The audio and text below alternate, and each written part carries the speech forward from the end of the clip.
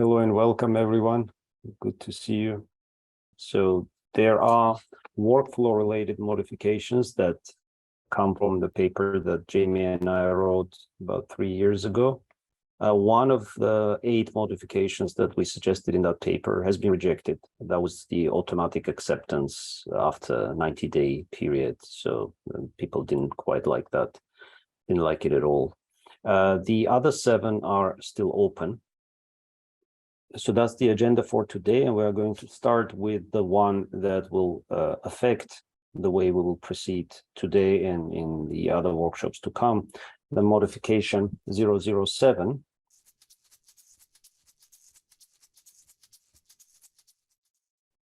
Okay, so accept that the verdict on suggested modifications is to be decided by a communal vote that will follow the discussion period. Have a communal discussion and decide as to what percentage of votes it should take for a modification to be accepted. A simple majority, so 50% plus 1, or a supermajority of 3/5, 60%, 2/3, 67%, or 3/4, 75%. Also discuss to decide as to how long the discussion period and the voting period should be. The current scientonomic workflow has no proper closure mechanism, for it is ambiguous as to how verdicts on suggested modifications are to be achieved. Specifically, it is unclear as to what constitutes a consensus. It is implicit in the current practice that consensus is understood as a lack of explicit objection.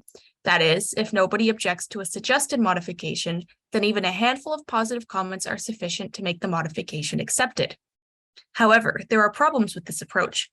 Specifically, people may not want to accept the modification, but may not want to object to it explicitly.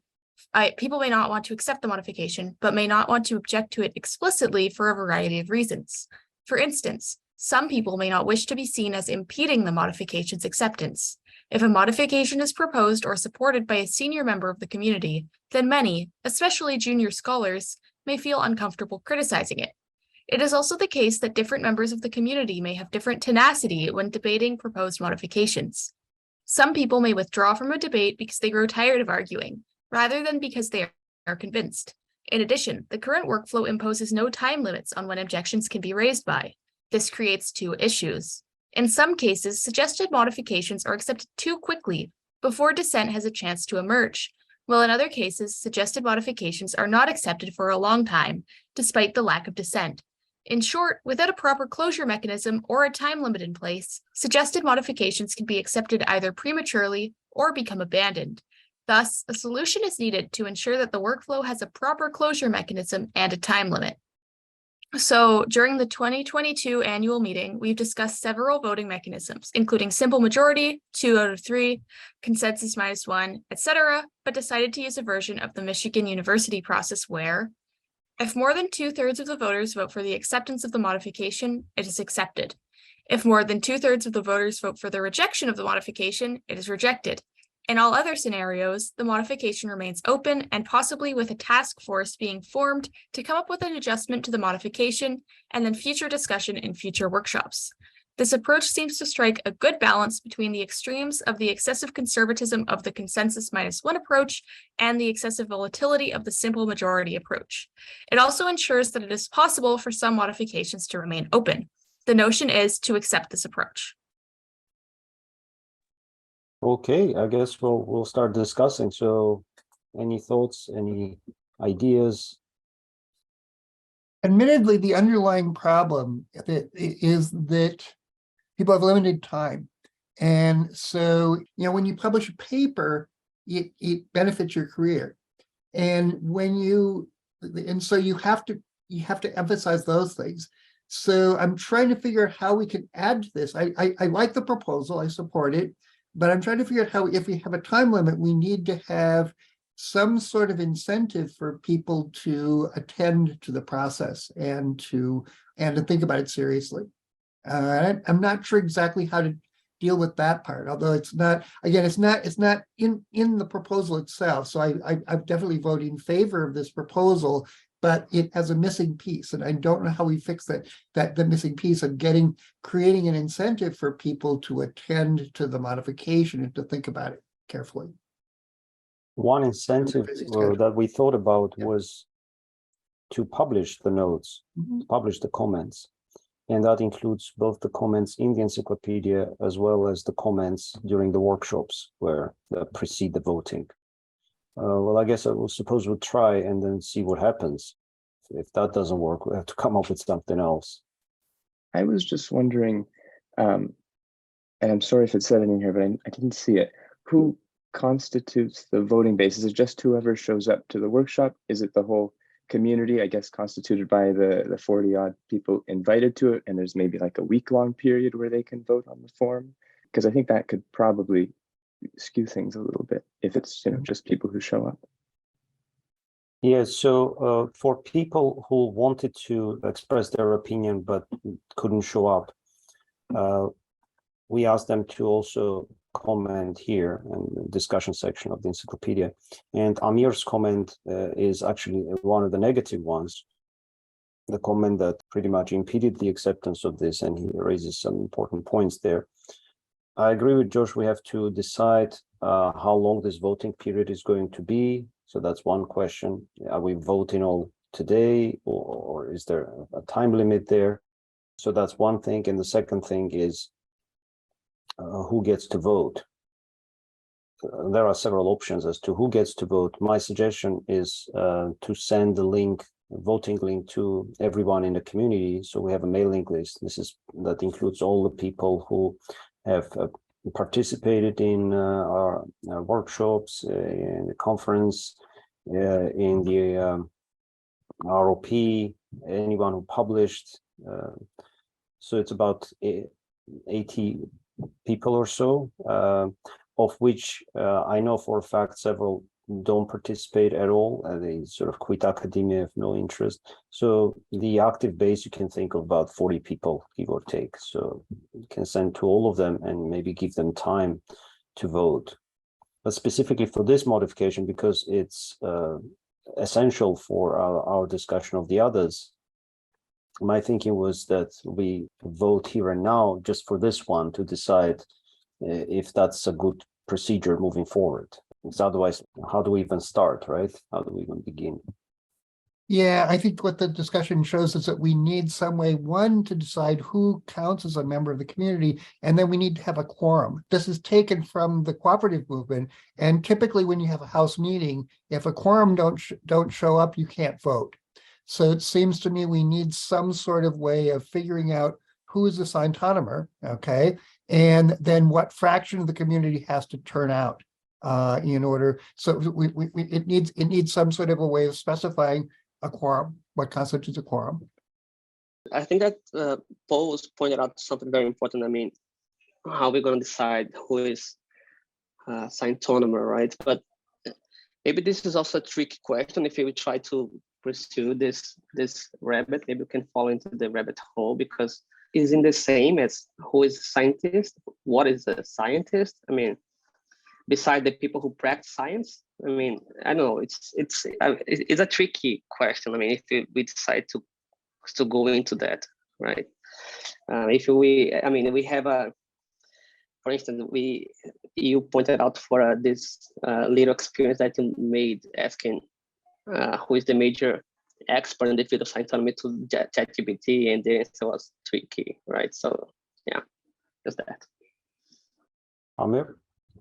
Yeah, following up on what David has said, I think if we define scientonomers and give it specify which people are allowed to vote, or in other words, be in the community, we're kind of making it exclusive in the sense that it becomes different than most other scientific communities. For instance, in like say math or physics, some stranger can just publish a paper and become part of the community. But like in doing so, in specifying the community, we're kind of making it exclusive, which is, I think, not good. Yeah, I mean, I don't know. Like, I'm personally when I came to this meeting, I came with like the intention of not voting a whole lot. I mean, like, I want to comment and discuss some sort of stuff, but like, I do feel that there is some sort of qualification necessary with regards to that. Now, so you mentioned the idea of motivating interest, Paul. I think there are like journal adjacent publications, like the Journal of Artificial Society and Simulation runs a really good one. They have like a notes sort of like laxer journal where you get sort of sometimes just like good quality blog posts almost. But also they do like review stuff on there too. So I think that works. I think you also, everyone's discussing a time limit, right? One way to go about solving this sort of interest problem would be to like assign a panel maybe whose job isn't necessarily to accept or reject, but just to ensure that a consistent review gets done, right? And like solicit something like that might give you that sort of stuff. And then just in regards to what's going on right now with that definitional question, I agree. This is a huge trap. You kind of just have to start with pre-existing notions, and then we can like further specify or institutionalize it, right? I just wanted to pick up on one of Paul's points. As much as I like appreciate and think that the idea of quorum makes total sense in most in many bodies of communal decision making. No offense, but I look around this space and we have like what, 14 people here out of the 40. I don't think that this would constitute quorum in most math, in most standards of that. And to be frank, I think that about this number of people on a regular basis are engaged in the project of Scientonomy. So even then, definitionally and everything, to determine who the community is, and then to find a subset of that constitutes quorum is a little bit fraught, and maybe is more applicable to a large group that is intentionally and already committed to working on a regular basis, where them being absent is the exception and not the norm. I would say that a better starting point would be like, who is willing to show up to a Scientonomy workshop on a Saturday? That to me expresses, intent and interest and commitment to the project. And, it might be a hit to our ego to say that it's like 14 people, but these are the people who are actually working on it. These are the people who are trying their best to keep track of the shape and movement of Scientonomy. And if that's the case, and also the initial idea of the workshop was precisely to bring together people who, to reinvigorate interest in some of these things that may have fallen by the wayside and put it in front of the people who are actively working on the project right now, which is, there are probably a few more, but it's us, right? So it doesn't, in some sense, it doesn't make sense to cater to those who aren't even willing to put in the time to come and show up and contribute to the project. So that's just my sense, my contribution on the quorum question. Yeah, I'm thinking of a situation like supposing you gave a meeting and only 2 people showed up. And I've been in situations like this in some of the housing cooperatives I've lived in. And you don't want those 2 people deciding policies for everybody. So we need to have, I think maybe because our community has fuzzier boundaries than say a housing cooperative where you know how many people live there, so you can set a distinct quorum. But it seems to me we do want to have safeguards of having like 2 people get together and change the face of Scientonomy. So I think we need to specify it's in some sense, some minimum number that have to show up in order for decisions to be made. First of all, I agree with everything Greg just said. So I want to second that. I think one thing we should also be mindful of is just how incredibly low the stakes are with this. Like it's one of those things where it's not like a housing cooperative. It's not like, major political decisions or, or even really strong intellectual commitments are really at foot, right? And it's because of that I think that, if people aren't super involved and don't want to be as super involved with like figuring these kinds of things out, if decisions get made without them, it's not really going to affect them in any sort of strong way. So it seems to me that like, for the sake of progress in the field, like, yeah, the community is kind of in one sense open-ended, but in one sense the actual decision making is catered to those who feel that they have enough of a stake in it that they want to be a part of the conversation. And to your point, Jamie, if someone comes back into the fold and becomes more engaged, 2-3 years later, and they find that this decision was made 3 years ago, well, then they propose a new modification, and you have the conversation. Like, there's nothing wrong with reiterating the problem, especially if it seems to them to have been a huge mistake, right? So just for the sake of moving things along. And to your point, Paul, I mean, it's like, yeah, two people could show up and change the name and, you know, all this other, change passwords, like, sure, it's possible. But I think to Jamie's point, it's kind of like, I think the rest of us would rally and, you know, fix things. It's not like we're making a policy decision that's going to affect millions of people. That's almost impossible to undo, right? I will be very nervous if Public Health Ontario decides in their next vaccine distribution requirements to start citing, well, we know from the Scientonomy community that.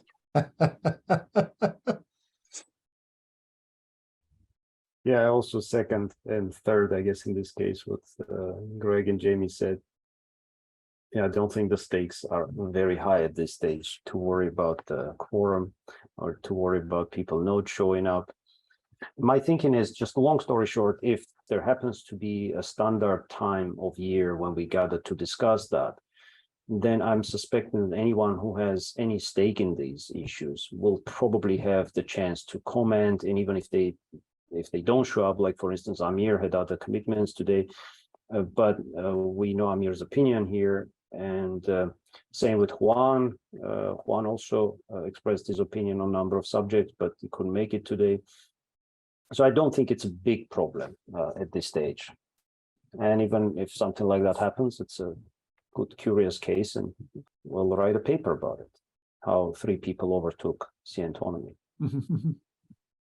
I do have one more question, Jakob. As far as the mechanism for accepting modifications within the context of the Sciento Wiki, the encyclopedia, this is just me being naive. I don't remember if there's like a critical mass of comments where we suddenly decide that it's gone in one direction or another. We usually decided 3 positive in the lack of negative. If there's 1 negative, then it sort of stales and then it remains open and we don't have a closure mechanism, really. If there's even 1 negative, and then it sort of stops. Then it kind of gets delayed to the workshop. Yeah, and yeah. So it has to be kind of unanimity in Yeah, so far we've been following that idea that unless it's unanimous, we're not moving forward. Okay. And that's why there's several modifications that, let's say, have 2 positive comments and people didn't bother to comment, but everybody is thinking in those terms. They already tacitly accepted it, and there are good examples of that. Let's say Paul's and Cyrus's work on disciplines. There's several follow-up papers written by using those definitions, using that conceptual framework, but formally the modification is still open. Right. And so having these workshops is one of the ways in which we can try and solve that problem. But so far it's been just, unless it's a critical mass of at least 3 and all positive, no negative, we're not moving forward. I mean, I think if we just even formalize that, right? Like the acceptance mechanism within the encyclopedia is such and such, you know, if not, it gets kicked to the workshop. Workshop happens once a year, and that's our timing mechanism, right? And it's totally possible that after discussion of a modification at the workshop, it's still open as we account for in our voting, in which case we have another year to discuss and kick around and modify, etc. But I think that solves, at least as a super quick pragmatic solution, it seems to solve the timing issue, or at least prompts it to continue to be revisited. To Spencer's point, like it's a mechanism to get the community to look at it one more time and to make sure that it's being considered. Even this, I mean, this meeting, in this discussion that we're having right now, this constitutes a process that about the development of a community, right, a scientific community. And this experience in itself is publishable as an experience report.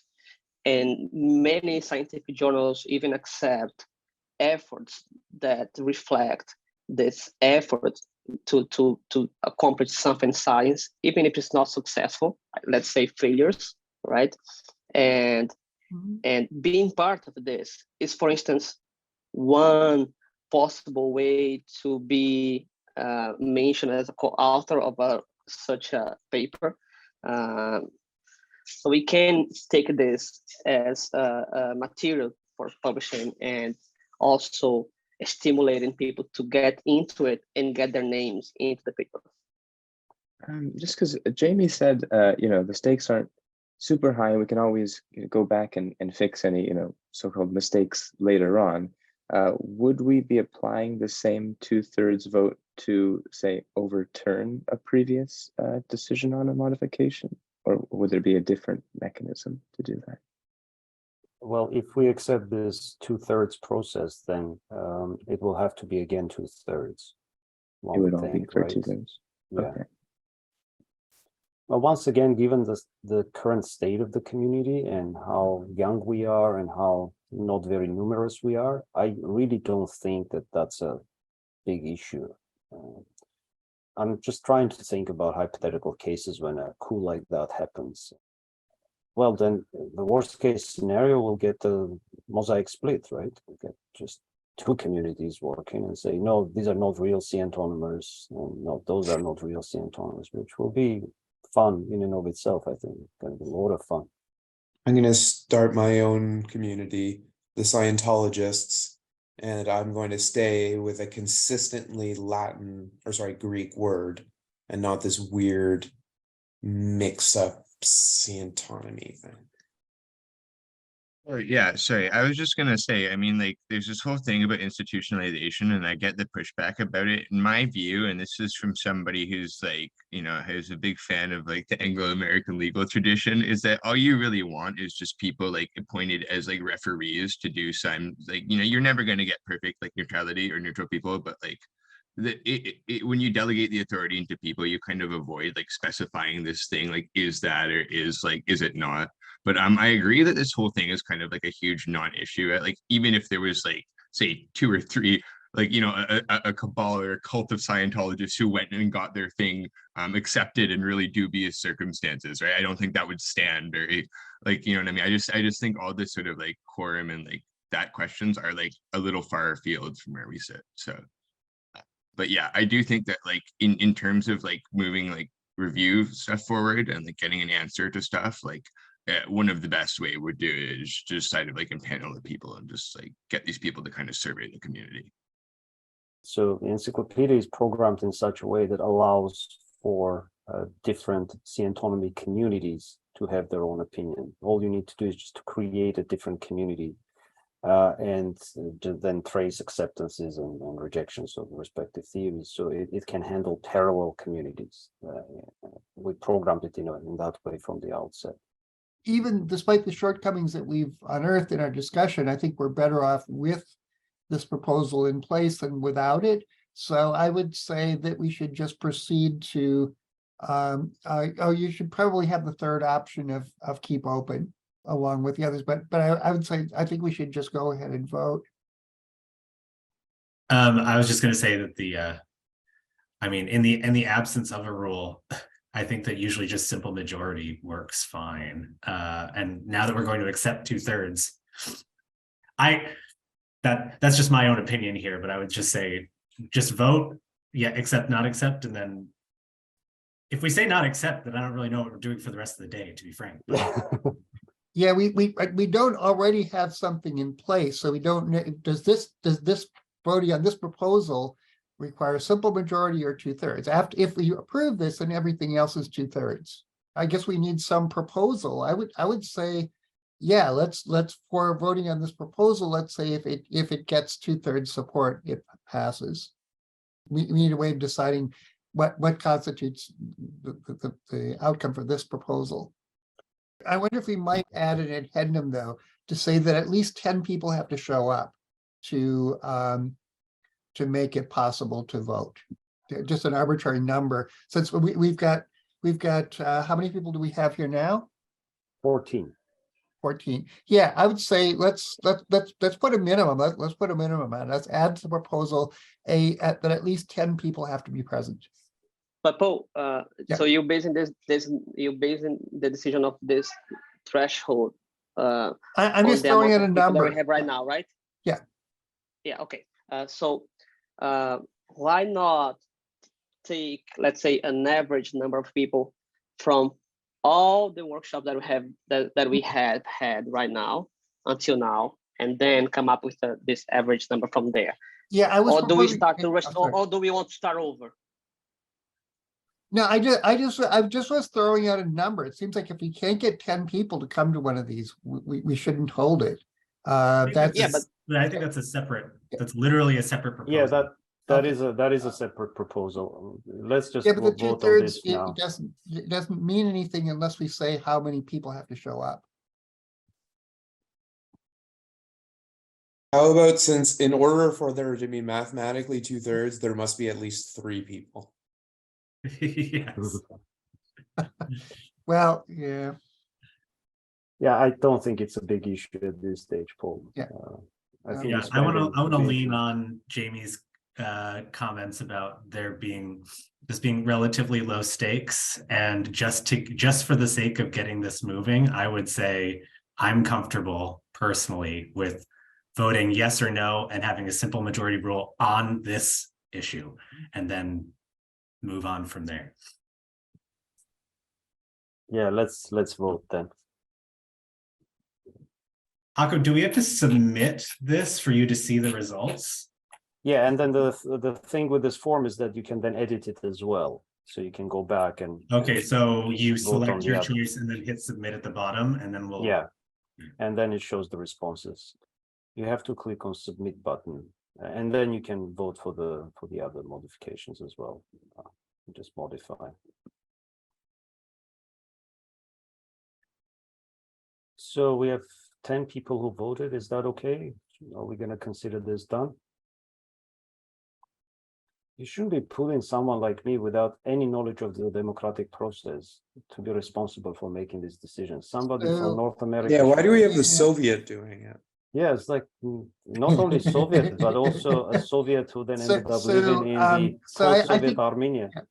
we would There's count no the better. people who didn't vote as abstaining. So they would, so the two, well, we're doing this by simple majority rather than 2/3.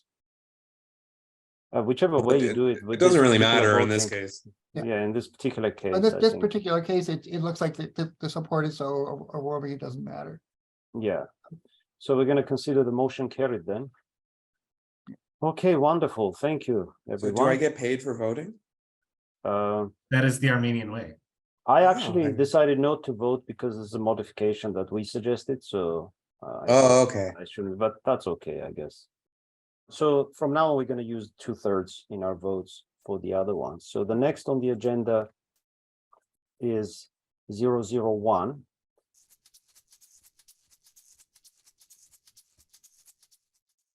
The next modification that we will be voting on and discussing is 2019-01.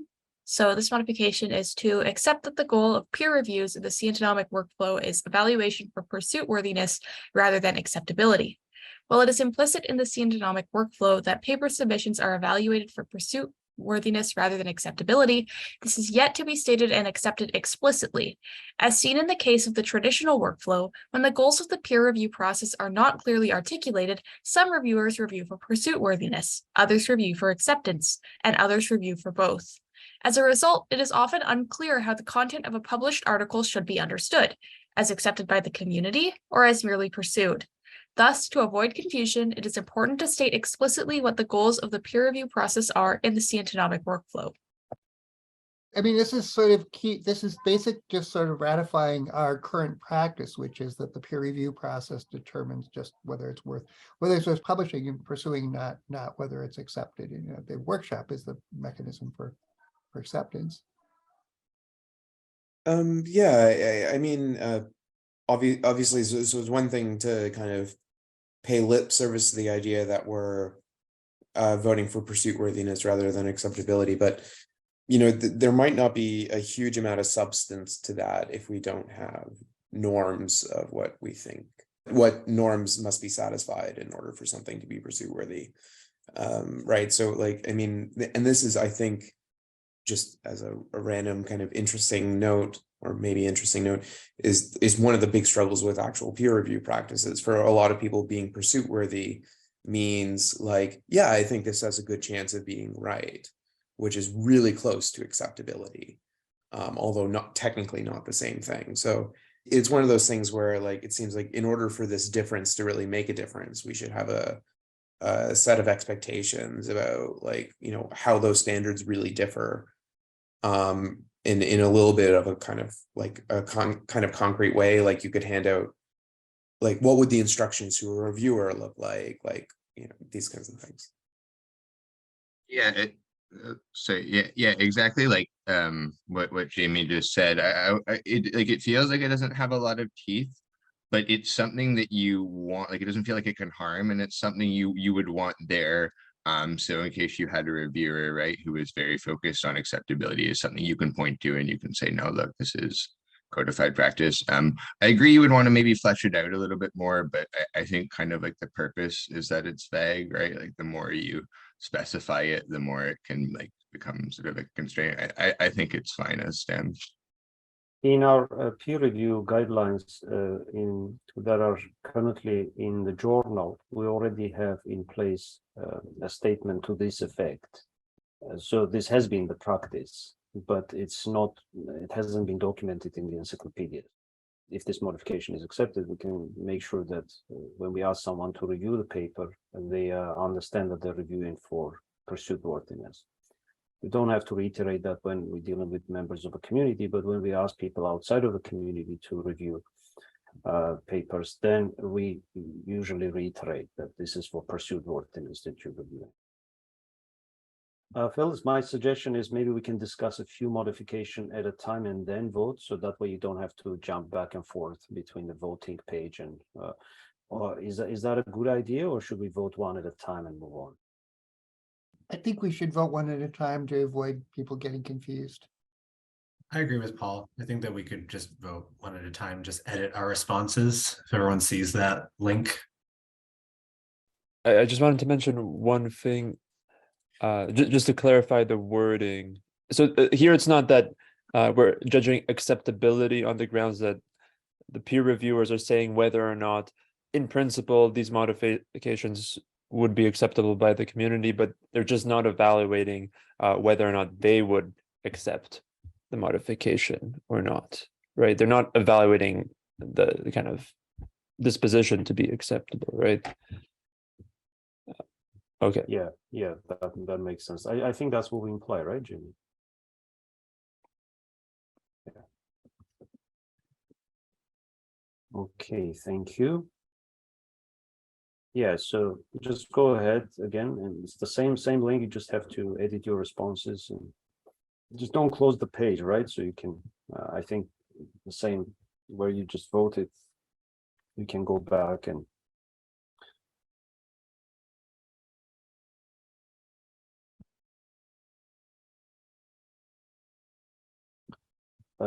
also this is barely 2/3.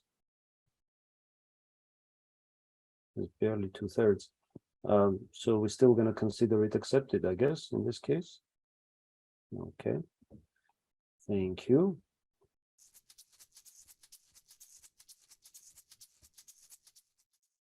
The next modification to discuss is 2019-2. This modification is to accept that the discussions concerning a suggested modification are to be published once a communal verdict is available. The discussions are to be published in the journal as special commentary articles co-authored by all participants of the discussion or in special edited collections. At the moment, the scientonomic workflow assumes that suggested modifications should be evaluated communally through commenting on the respective pages of the encyclopedia. Yet, as things stand, the vast majority of the encyclopedia discussions involved a select few members of the community. Due to a sheer lack of incentive to comment, many modifications remain undiscussed.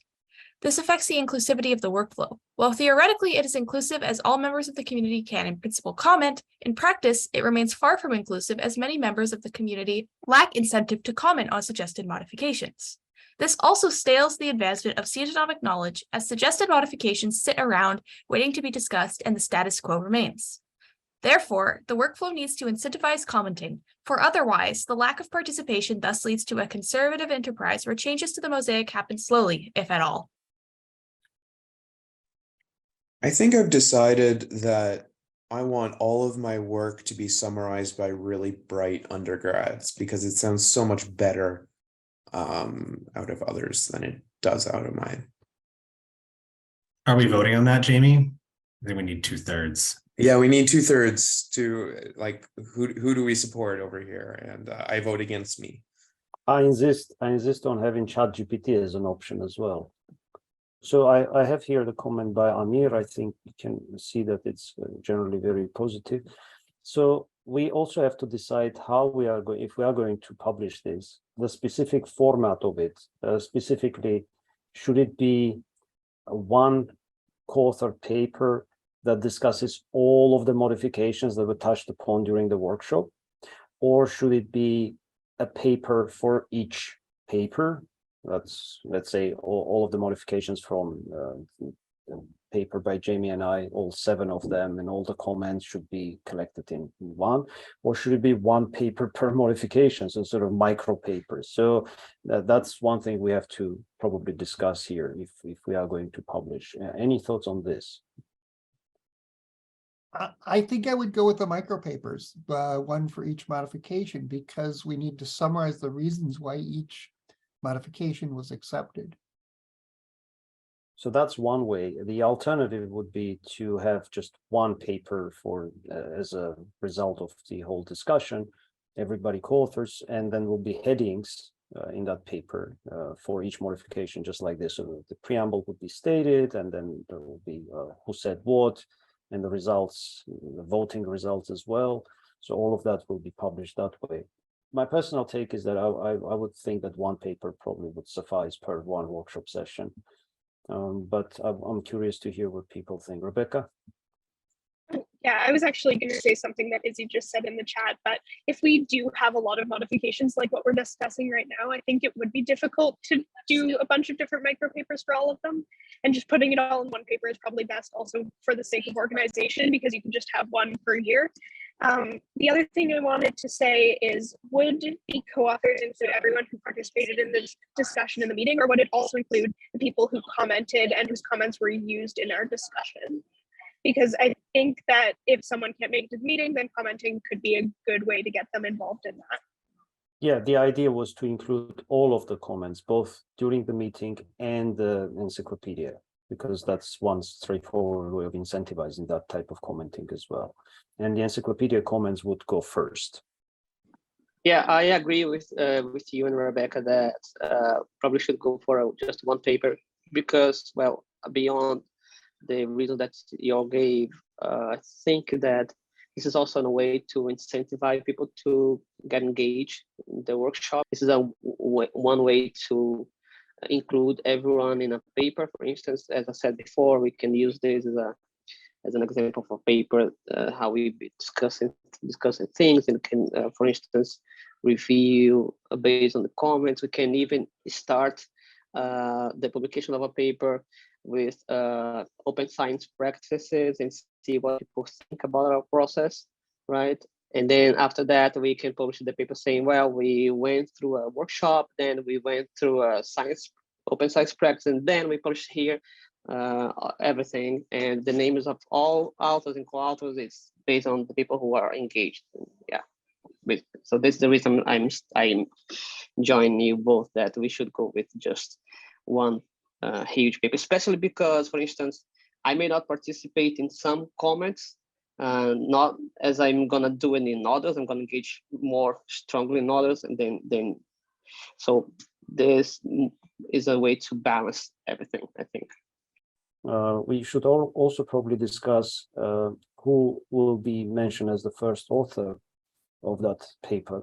It probably doesn't matter that much, but my suggestion would be whoever was taking the notes and organizing it. In this case, it will be easy. And then every year we can just ask people who would volunteer to take notes, and that also solves the problem of volunteers for not taking, because it's a great deal of work collecting that and putting together.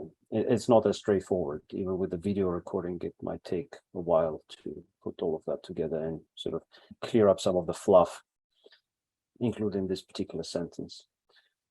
Just to agree with you, I think that this is a great idea, Jacob. And also, I don't know who's going to do the transcription of the of the recording section that we have in here. So this is also a reason to, if it's a different person, maybe this different person should go in the second place in the list of author, because it's a huge work. Just a small point also to agree, but I think another advantage of the sort of compilation version is just for pedagogic reasons. I mean, not everyone, can contribute and participate in all the discussions, but if we want a well-informed community, it's easier for people to keep up to date in what changes are happening if it's all in one, collected sort of article, at set times of the year. Thank you, George. We've been thinking about how to number the pages for that as well. So that particular article, therefore, or those kind of articles will have their own numbering.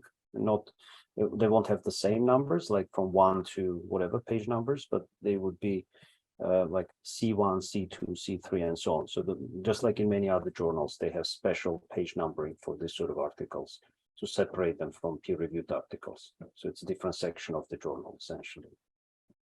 Any other comments? If not, then I guess we again proceed to voting.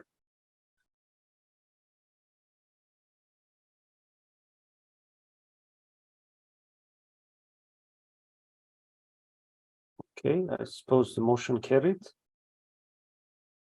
unanimously. So on to modification 003.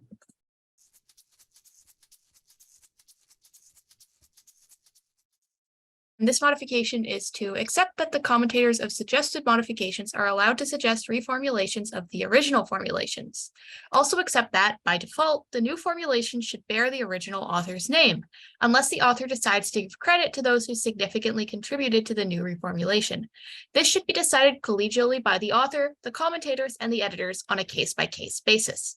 One problem with the current scientonomic workflow is that the commentators of a suggested modification are not allowed to reformulate the original formulations proposed by the author of that suggested modification. So when discussing a suggested modification, it sometimes happens that commentators come up with alternative formulations which, compared to the original formulation, have a better chance convincing the community.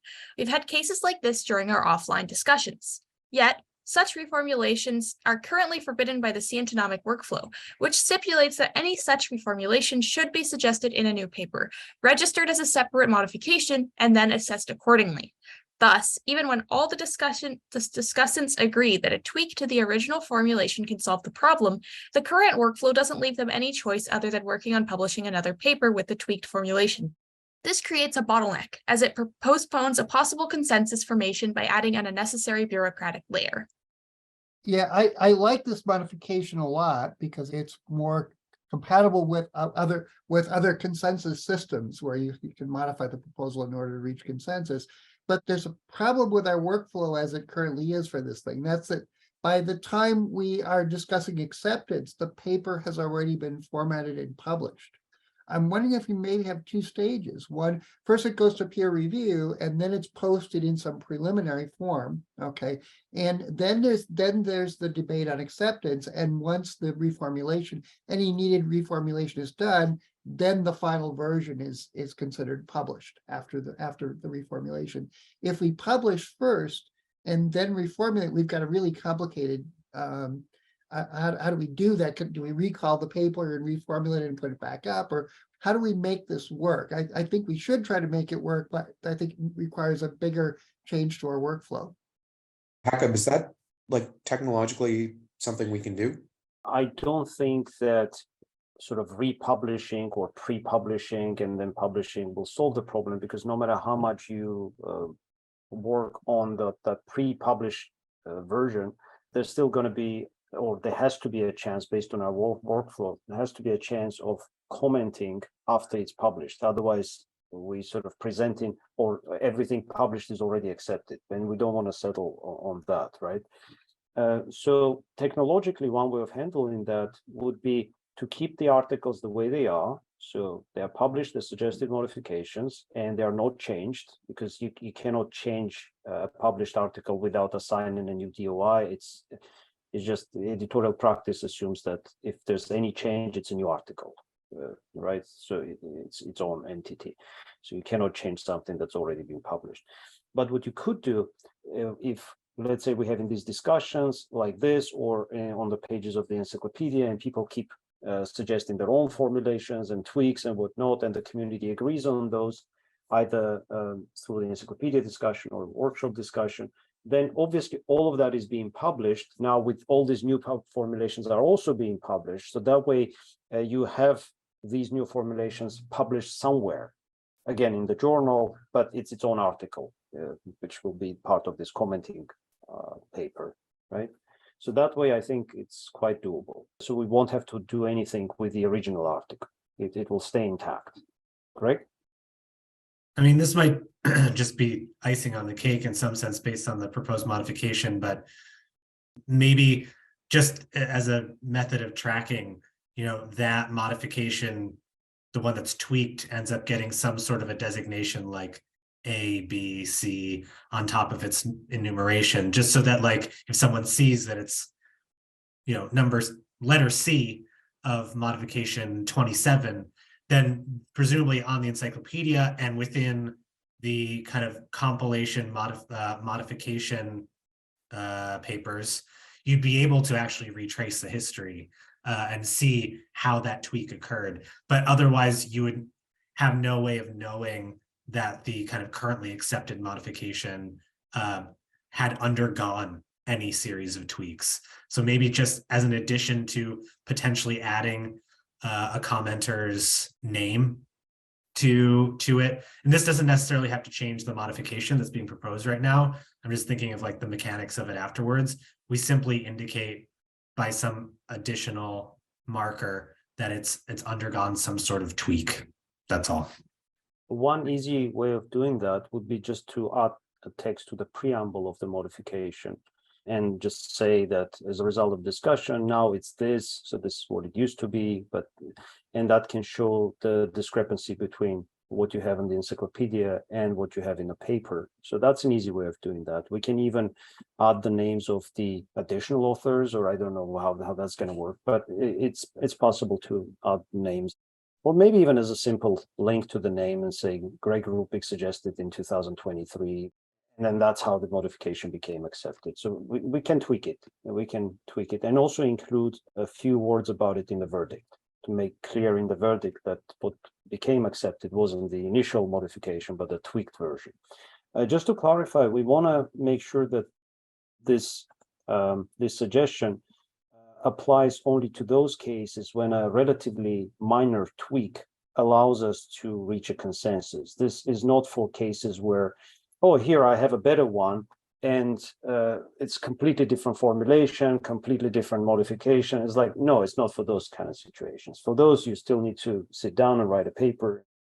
We had situations like that when people would say, but we have to add a comma here, or we have to make sure it's some, not all, and so on, like small things like that. And everybody says, oh yeah, that makes sense, but you cannot do anything about it because the workflow forbids that. There's also a comment by Amir. Okay, so Amir's comment was, I have some questions about this. Say person X proposes a modification and person Y proposes a change to it that everyone agrees should be made. X may then give credit to Y, and so the latter's name also appears on the modification. Yet, when other scholars write papers that utilize this modification, what should they cite? Should they cite the original paper? Alternatively, if modification 2019-02 is accepted, do they cite the co-authored paper, which will be published in either the journal or an edited collection? Other than this, the modification seems pretty reasonable. I think an easy way of handling this would be to cite both, because both of those will be published, right? So the original one is already published in a journal, and the second one, the tweak, is also published in a commenting paper. So I don't see this as an issue unless I'm missing something. Shall we proceed to voting unless there are other comments on this? So let's go ahead and vote.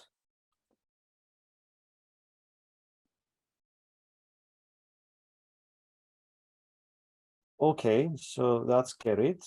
Thank you.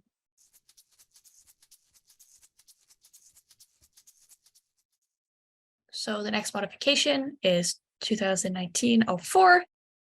And the modification is to accept that an annual book prize is to be offered for extensive participation on the encyclopedia. The winners would be decided by the encyclopedia editors. In the present-day academic climate of publish or perish, academics are required to publish and present at prestigious venues. In contrast, spending time and effort commenting on the encyclopedia pages does little to further one's academic career. Thus, to address the problem of the lack of commenting, it is necessary to restructure the incentive structures. To incentivize commenting, it may be a good idea to offer a book prize for extensive participation on the encyclopedia. Such a prize will provide both a CV-worthy line and a material incentive to participate. One possible downside of this approach has to do with the funding of the prize. I should confess the funding line was mine. The idea was Jamie's. And now I withdraw my comment about funding. It's not a big problem. We should be able to afford it if the community decides that that's something worth doing. I think it's a CV worthy line, I guess, for anybody, but that's really something that's catered more towards like undergraduates, especially. It's a good incentive, but I think it's especially an incentive for undergraduates. And so just having that kind of caveat. We could even add this as part of the workshop, let's say on the final day of the workshop. Let's say people keep commenting and we give maybe several prizes as well. That's another way of incentivizing. Spencer? Yeah, I mean, if you have like the money for like stuff like that, I don't think this is necessarily the right way to go like about it, right? To me, I feel like it's like something that should be motivated by the culture, right? I feel like you're kind of like, you know, dangling that in front of it kind of creates the wrong sort of incentive structure and the wrong sort of environment for the goal that is we're trying to achieve with it, which is noble, by the way. I honestly, I would say like that should go to some editor like review, like, or you know what I mean, like to get someone to do what we were just talking about and sort of like collect stuff and make stuff like more presentable to the public. Because ideally, the participation on the encyclopedia, there's a limited amount. Eventually, like sometime in the future, the low-hanging fruit will run out, and then B, it's like ideally like something that just like drives itself, right? Like organic growth, basically, is what I'm trying to say. Is the end goal. And I see that this could stimulate it. I feel like it's kind of just like setting the wrong precedent with regards to that. But that's just my sort of like feeling. It is like very low stakes as well. Maybe one problem that we may have, it's to keep up with the price in a long term, right? I'm not sure if it is possible unless we start to charge people for, let's say, for membership in this scientific community. Also, let's say if someone gets $1,000 prize for participating and commenting as an incentive. So, but if the prize isn't, let's say, institutional, broadly institutional supported, I don't think that the money itself will be enough. So what I'm trying to tell you is that even if the price, the money that we're gonna give, it's not that high, say $200, $300, $500, doesn't matter. I think that we need to find some way to get the support and the visibility from the institution for the prize. Someone who's really engaged, right, needs to know that if they get the prize, not just about the money, but also the institutional acknowledgement for the prize. So in order to do this, you need to really get the institution engaged. I think, David, that's a good point. So a little bit of background. So when I was at Western, I instituted a book prize that, again, somebody else had to pay for, which was for people contributing towards the atmosphere of the Rotman Institute. And part of it is, yeah, you get a book, but like, you know, a book is kind of the icing on the cake, really. Normally what would happen is like at our end of the year meetings, we would, you know, the director would kind of go up and say like, hey, this is somebody we really value. Here's exactly why we value them, give a little speech that kind of acknowledges what they've done. And that's something that we do in kind of this very public setting. So it seems like the ceremony of awarding the book prize is also, you know, something that we can kind of turn into a bit of a spectacle to the extent that we're capable of doing that. And you know, hopefully come up with, you know, good speech each time to properly show appreciation to that person and maybe call attention to, how great that person is in general or whatever. I'm still having doubts based on what Spencer said. I haven't thought about that aspect, to be completely honest. Now I'm having doubts about this. I don't mind the prizes, and we sort of have something similar to that in place when at the end of the year we buy for students in the ROP, we buy books or headphones or something like that. And that practice has been in place for several years. It's not necessarily a CV worthy line, of course, it's a completely different story. And maybe we do need something like a prize ceremony that would be more inclusive, and many different people would get prizes. I don't want to imagine a cohort of students, let's say 6 people in ROP, and they're all working very, very well and very hard, and eventually one of them gets a prize and the rest of them feel left out. That doesn't seem right. And also for reasons that Spencer mentioned. What do you guys think about that? That it may provide sort of a wrong type of incentive? I think, at the end of the day, we can treat this as a bit of an experiment and, see how it goes. But, it seems to me that like actually kind of keeping the prize to not be something huge does a lot to kind of minimize that sort of, first of all, that kind of like more vicious sort of competitiveness that might happen to try to get it.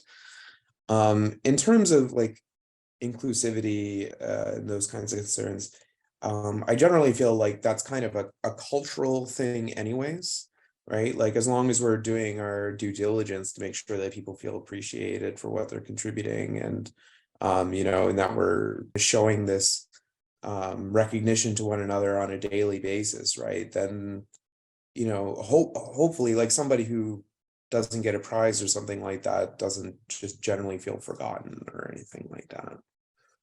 I think that Spencer's comment, it makes sense. It is reasonable, but I think that it would be good to involve some material prize, money or phone or whatever. But also, if you know that we're gonna have money to fund it for at least 5 years, right? Because it doesn't make sense. We just do it 1 or 2 years and then stop doing it. So maybe you can start with a small prize, the material effect. But I think that acknowledgement among peers and in front of the university, it is important. I think that we need to go bigger, as big as we can, on respect of the prize. And so what happens with people that also participated, get engaged and very engaged, but didn't get the prize? Well, there is also always a space for, let's say, acknowledgement prizes for efforts that, for instance, we have stuff like this in various kind of prizes where one people get the prize, another 5 get some kind of acknowledgement as well, let's say. And so I noticed that in many classes that we have in Scientonomy, a lot of students are not philosophers. So maybe they want to go to another field, and that's okay. But if they go there with some prize that's not just about scientonomists or philosophy, but a prize that has the support and acknowledgement from their university, I think that we should pursue this. In ideal terms, I would like that none of this would be needed, not even a prize. But even the very idea that we need the prize, it is an acknowledgement that we live in a system that needs some form of prize, and it is an unescapable social situation. Thank you, David. As a matter of historical note, for those of you who've been part of this since the outset, you remember we had a IHBST award for the best essay on the theory of scientific change, which we distributed, I think, on 5 occasions, if I'm not mistaken, starting in 2013, I believe. And then the money ran out because the prize was $1,000 at the time. It was a considerable amount of money, but the funding ran out. so I agree that we have to, if we are to recreate something similar, I agree that it probably is worth to have some sort of institutional support. I don't know, Victoria College Prize or this and that, that we should be able to do something like that. And also to keep it small, so that it's sustainable. If it's a book or something, then it's not a problem. We can always maintain that. But $1,000 a year commitment, that was a big commitment. So I just thought that I was seeing it as sort of a separate type of prize from, you know, what you're talking about now, sort of a main all-encompassing prize, you know, for all sort of scientonomic work. I thought, you know, because it's more tied just to fixing the problem of people not commenting, right? Making it so that people have something to look to. Maybe that is just, you know, sort of 5 minutes of recognition at, you know, the yearly workshop, or yes, 15, which I think even without a prize, really, just some kind of decided upon, you know, award title of recognition for the fairly objective measure of, you know, most participation on commenting on the encyclopedia. At the very least, something, the main prize could be a separate thing, but this would at least directly get to the problem in a small but hopefully useful way. as George suggested, let's keep this focused. So this one is specifically about the prize that is meant to deal with the problem of commenting. So it's specifically about that. Izzy, would you like to read read Amir's comment as well? Okay, so Amir commented, I am not sure what a book prize is. This sounds like a prize for writing a book, but that is not what is intended here. I recommend changing the name to something that more closely resembles what the prize is for. I am withholding judgment on this modification until further discussion. Also, and this is a completely separate suggestion, it may be useful if everyone who has an account on the encyclopedia received a monthly email that talked about the new comments made to the modifications, etc. I think that would encourage participation. For example, I didn't know that people had commented on the modifications I suggested. Finally, I am not sure why Karen Yan's suggestion was not included in the suggested modifications for this paper. I think her ideas that scholars should be invited to comment, etc., which may actually lead to further joint publications for the parties involved per modification 2019-002, thus providing more incentive and expanding the community, do deserve serious discussion. Thank you. So let's leave this one on side for now, because that's a separate discussion. We can talk about it. As for this part, technically, it's difficult to do that in the encyclopedia. We've been trying to find ways in which we can have some kind of RSS feed from the encyclopedia generated automatically, but unfortunately, it doesn't seem to be possible. There are things that we are trying to implement. One would be, and we've sort of already implemented it in a way, through Facebook page, just propagating the news that the modification is suggested. But maybe a mailing list would be a better thing. I don't know. You guys who know about the social media better, Greg, what do you think? Yeah, I mean, honestly, what this sounds like to me, Amir's suggestion sounds like a newsletter, sounds like some sort of a digest. I wonder how come, just based on, it sounds like pure automation might be very difficult to do in the case of modifications, but there must be some way to run a report or something like that off the site that kind of just at least collects literal additions to, like, modifications, additions to or comments on modifications, because, you know, even in a digest, you could just say, it's just an opportunity for you to be like, don't forget, workshop's coming up. You know, here's the newest addition to the Scienta journal that was just published. Also, these 5 modifications have received comments. Check them out. And that's it.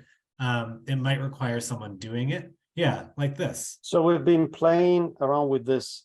When it's done, this will replace the first page of our encyclopedia, like the home page. So this is very much a ripoff from Wikipedia. Recent suggested modifications. I mean, how come if this was, like, if you could just put this on MailChimp or something and literally turn this into an email that went out once a month, to Amir's point, I think it could be helpful to just kind of, and or with these newsletter functionalities, like, maybe we should have a Twitter account where, you link to the newest newsletter or something like that, something to give it a little bit more of a profile. But if it were already being produced on a monthly or every 2-month basis, I think it's a great way to remind people and keep people up to date. Yeah, this part is not difficult. What I found more difficult is to automate sending the email part. So it can generate things like this that's easily can be copy pasted into an email, but still you need to have someone who does that manually. And I'm thinking once a month would be too much. Maybe, I don't know, every quarter or twice a year, maybe something like that. And maybe this one we should start thinking about it, but it's not probably for today to discuss, or if people want to discuss it today. I really don't remember, Jamie, why we did not include Karen's suggestion, which is mentioned in the paper, but it doesn't come as its own suggested modification. This is to invite scholars to comment, sort of to solicit reviews, right? That's the idea. Yeah. So to say a little bit more about that. First of all, I don't really know that that's really a modification per se. It's just kind of like something we have to do. So one worry about both the kind of optics of scientonomy, but also in terms of just best practice kind of approach, is that we don't want it to be too insular. We don't want it to just be a bunch of us at U of T who have all, drinking the hack up Kool-Aid and all that kind of stuff. So, we now have people like David who regularly chats with us and stuff, and we got him through the conference. And of course, we wouldn't expect lots of people to kind of be involved with that kind of degree of regularity, but on individual topics of which they're interested in, it could be really helpful for everyone, I think, to try to invite external scholars to give these kind of quick pieces or something like that that contribute towards scientonomy. So, so Karen is obviously one. Another person we talked about, like Dunia Cisalgia, who's written a lot on Pursuit, and she's really fantastic. So if there were ways of bringing other people in, but also being wary of the fact that they're probably not going to do that much, so kind of knowing to give a small ask. That's something we would want to encourage in various sorts of ways. That I think is also something that's a little bit more of an onus on kind of grad students and up who are kind of involved with the community, like the philosophical community at large. Not obviously trying to exclude anybody, but just that those are the people who are probably in the best position to kind of do that. But that's the motivation and the hope that we can populate the Scientonomy journal with stuff that's by people who aren't at U of T, basically.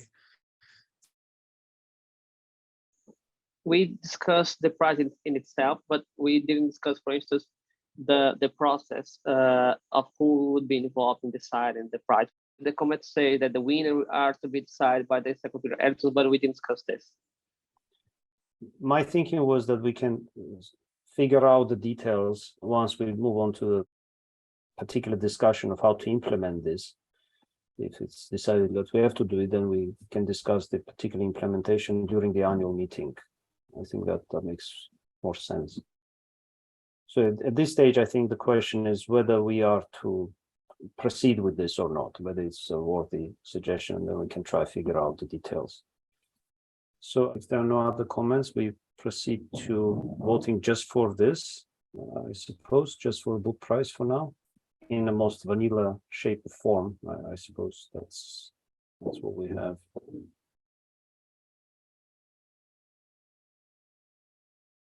Yes, so by the look of it, it just remains open, I guess, at this stage, right? So we haven't reached the consensus, and so this remains open. And I congratulate all of us. We finally have a modification on which we have not agreed.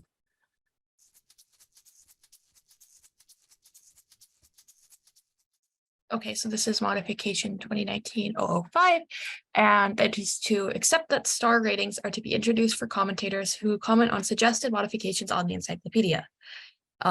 In the present day academic climate of publish or perish, academics are required to publish and present at prestigious venues. In contrast, spending time and effort commenting on the encyclopedia pages does little to further one's academic career. Thus, to address the problem of the lack of commenting, it is necessary to restructure the incentive structures. One possible way to incentivize commenting is to introduce star ratings. Studies suggest that when commenting helps people achieve some kind of status as a result, the people are strongly encouraged to comment more. In addition, a 5 gold star rating may provide a CV line. While the suggestion may seem far-fetched, it is still worth discussing.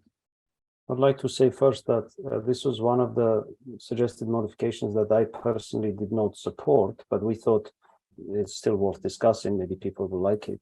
One consideration here is that it might be technically very difficult to do in the media wiki software. That's just to keep in mind. It should not necessarily be a serious consideration. After all, we can use other software as well for doing that. But in the current software, it might be very difficult to implement. Rebecca? Yeah, I was just kind of wondering what exactly the rating would be based on. Would it be like number of comments or people rating other people? I have a lot of concerns with star ratings in general.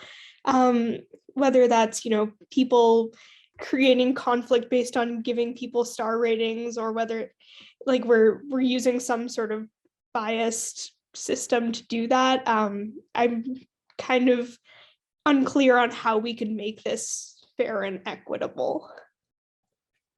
I think there would be a problem because the best way would be to have all the people give points to a certain comment, and we would then need further incentivizing the rating the comments, which is kind of not possible.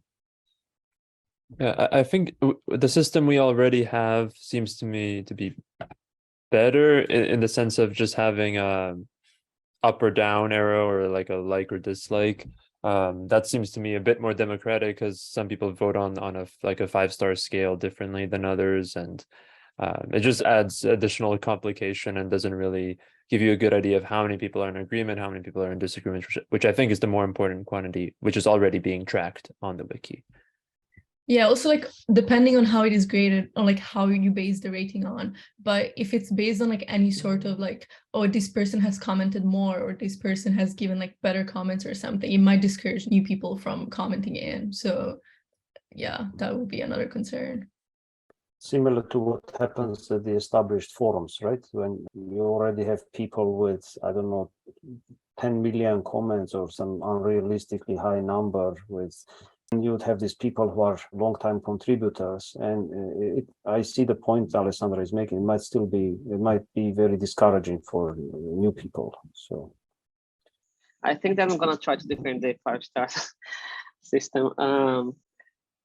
Maybe one way to turn around some problems, like it's also introduced in the same 5-star system a space for commenting or stuff like that. I don't know, because if someone spending energy to frequently and oftenly give, let's say, hatings to start to read and hate and rate some point, I think that in some way this person is also a part of the community, even if this person is, let's say, a hater, right?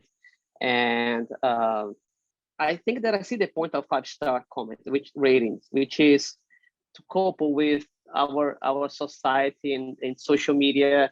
Maybe instead of just eliminating the rating, maybe we can work on it. I don't know, just think a little bit more about it.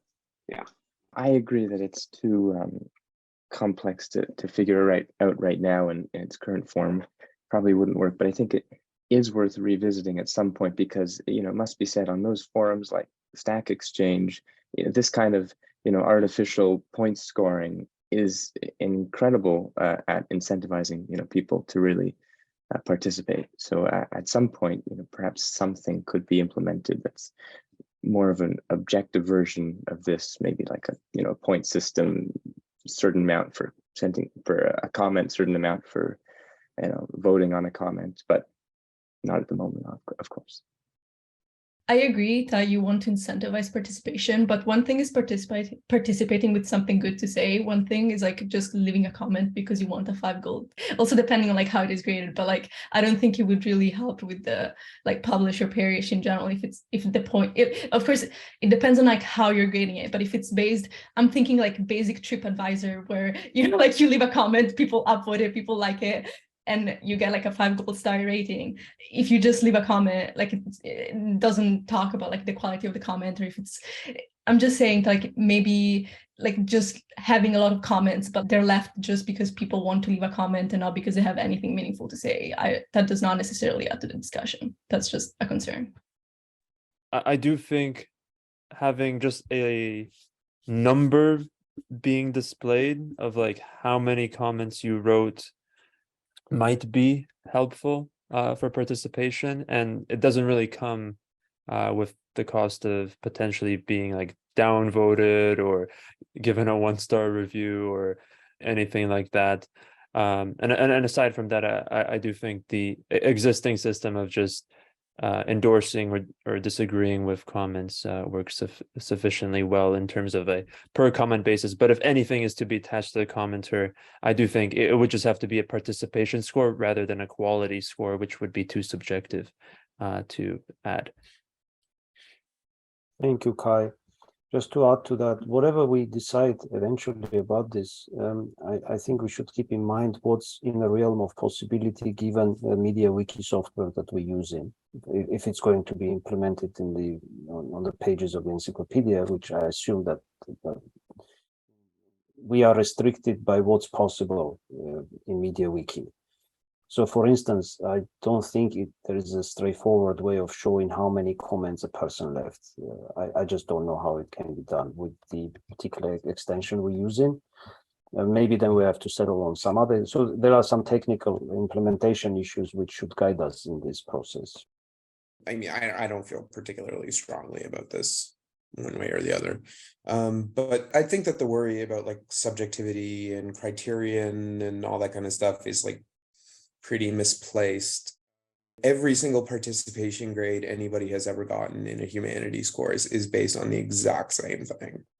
Everybody who's taught courses knows the difference between quantity and quality, can tell the difference between, one over the other. And the idea that it's kind of subjective is like, well, the humanities, we don't have total right and wrong, but we also don't think that it's totally subjective.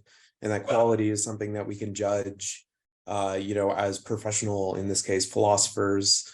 The worry is that it's just going to be like this kind of arbitrary kind of stipulation. I mean, those basically apply to grading in the humanities altogether. So like, I don't know that it's really that big of a worry per se. I mean, again, I would understand if there was also like a lot that was kind of riding on it, but like,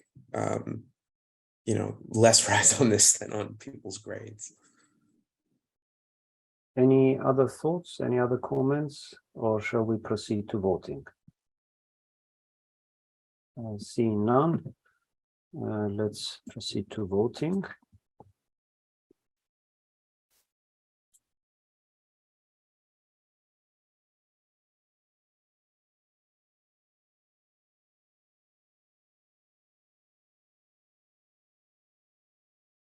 Okay, we have 11 responses. I guess we have our first rejected modification. We have the 2/3 necessary to reject it. So maybe one day we'll come up with a better suggestion about this, maybe more detailed, and we can have a discussion about that. Thank you very much.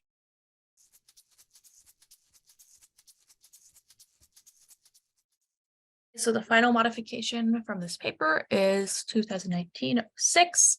The modification is to accept that the encyclopedia editors are to be granted official housekeeping rights to handle the ripple effects. Also accept that if the additional required changes are implicit in the suggested modification, the editor should create and alter encyclopedia pages to ensure that the accepted body of scientonomic knowledge is properly documented. If it is conceivable to accept the modification without accepting the ripple effect change in question, the editor should register these changes as new suggested modifications so that the community can discuss and evaluate them in an orderly fashion. When a modification becomes accepted, it sometimes implies changes to other elements of the scientonomic mosaic, changes that are not explicitly stated in the suggested modification. For instance, modification 2008-05 proposed a new definition of method as a set of criteria for theory evaluation, and a new definition of methodology as a normative discipline that formulates the rules which ought to be employed in theory assessment. Paul Pat pointed out in one of his comments that the acceptance of these new definitions will require a series of changes to other elements of our mosaic, such as the methodology can shape method theorem. In an ideal world, each modification would identify all such required changes to the accepted body of scientonomic knowledge. However, we cannot accept such omniscience from agents with limited epistemic capacity. Thus, it is conceivable that at least at times, our authors and editors may fail to identify all the necessary changes to the existing body of knowledge that the modification implies. Consequently, it is quite possible that some implied changes can become evident post-publication or even post-acceptance, like, for example, modification 2018-08. Thus, the scientonomic workflow needs a clearly articulated procedure for dealing with such ripple effects. As to motivate and give context for this, Paul, Izzy, and I are currently working on the encyclopedia with the goal of preparing it to bring it to the point where information can be fetched from it for the self-updating textbook. And as we were working on that, so we were pretty much doing this sort of housekeeping when we were going over the existing articles and finding all sorts of inconsistencies that resulted from accepting certain modifications which didn't list all the implications that follow from it.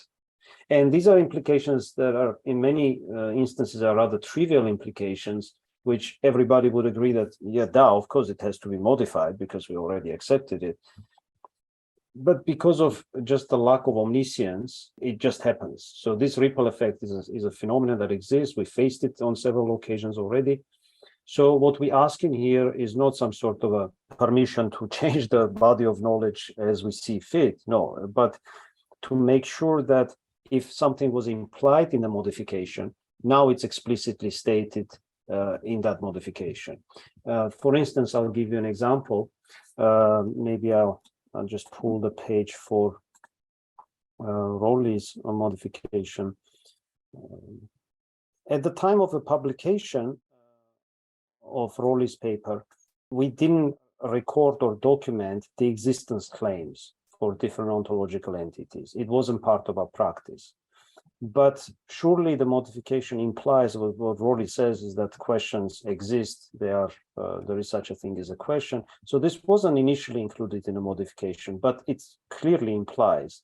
So we ended up adding it because it's just part of our current ontology, and we have to make this sort of claims explicit.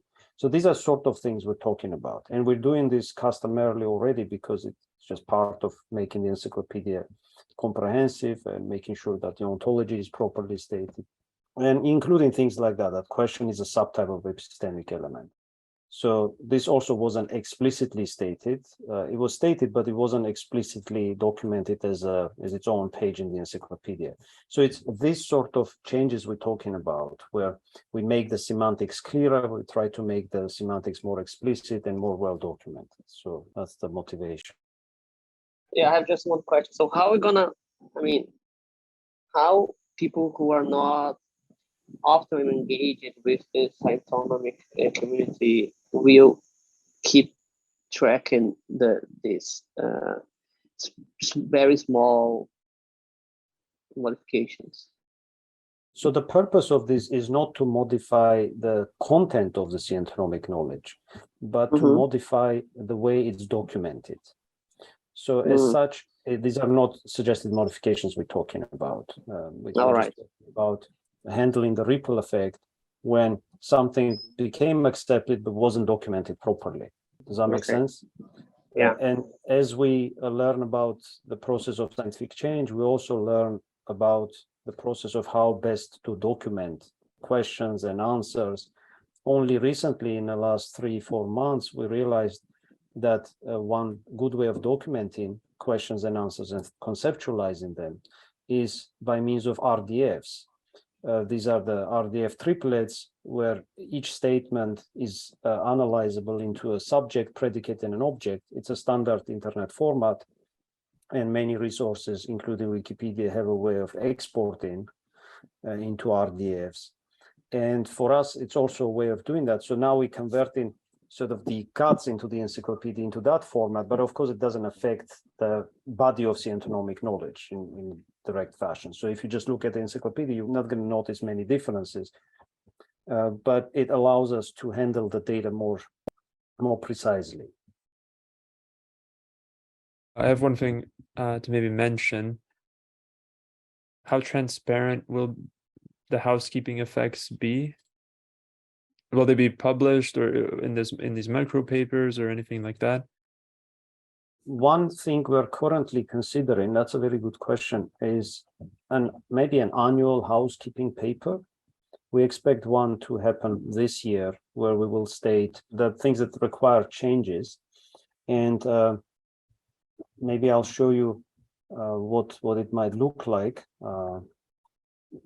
We keep track of all the changes that we're making to the encyclopedia pages, and we are thinking of putting together sort of a housekeeping paper that Izzy will probably be the first author of, just to notify the community that this page was moved to this or was renamed to that. It's this kind of changes. So, for instance, as we introduce the standardized way of handling the ontology in the encyclopedia, most pages like this, for instance, epistemic stances, becomes subtypes of epistemic stance for the standardization purposes.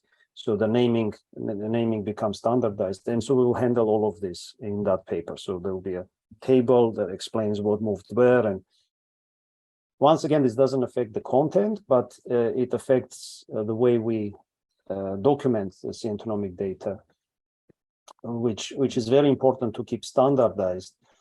Like, for instance, now I don't know if all of you had the chance to see that, but as you for instance go to the page for epistemic element, or any term for that matter, after the standard section on history, current definition, blah blah blah, there is a section on ontology which we recently added.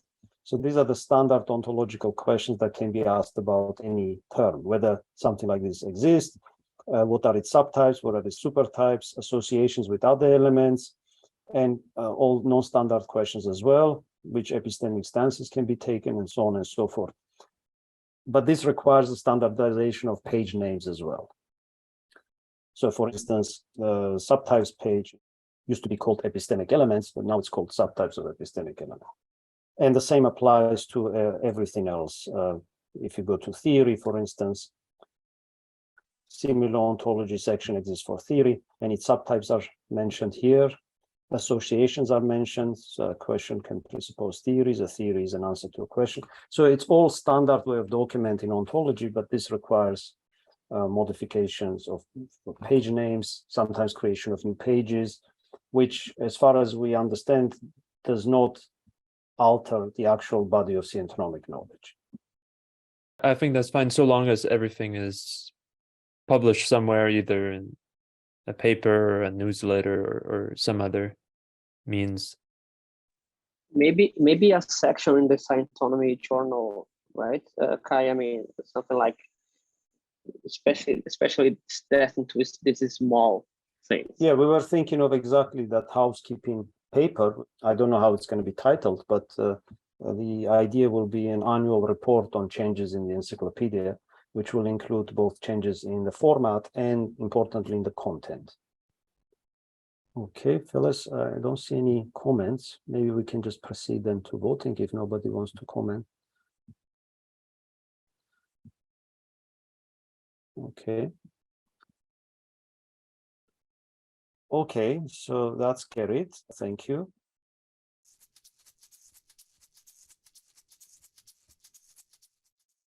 This modification is 2018-013, and the modification is to accept scientificity as a distinct epistemic stance that epistemic agents can take towards theories. Also, to accept several questions concerning the definition of scientificity and the applicability of scientificity to other epistemic elements, such as methods and questions, as legitimate topics of scientonomic inquiry. It is currently accepted in Scientonomy that epistemic agents can take three unique and independent stances towards theories: acceptance, use, and pursuit. However, the history of science shows that an independent stance of scientificity, that is, whether a theory is considered scientific or unscientific, has been taken by epistemic agents towards theories. The stance of scientificity can be taken towards a theory independently of whether it is accepted, used, or pursued. Thus, we suggest that scientificity is a unique epistemic stance taken by epistemic agents towards theories. And this brings us to the comments. Paul, this is yours. My verdict is to accept, but with strong reservations. Items of the scientific ontology, such as stances, are typically intended to identify features of science or more generally of knowledge systems that are universally applicable across communities and over history. Without a satisfactory definition, scientificity as a stance does not seem to possess this universality. It is intuitively obvious what scientificity means for modern scientific communities, and the problem of demarcation has been identified as an important one by modern philosophers of science. But how do we use our intuition to identify the equivalent stance under the less familiar circumstances of pre-modern communities? For example, did Aristotelian scholastics identify anything resembling our demarcation problem?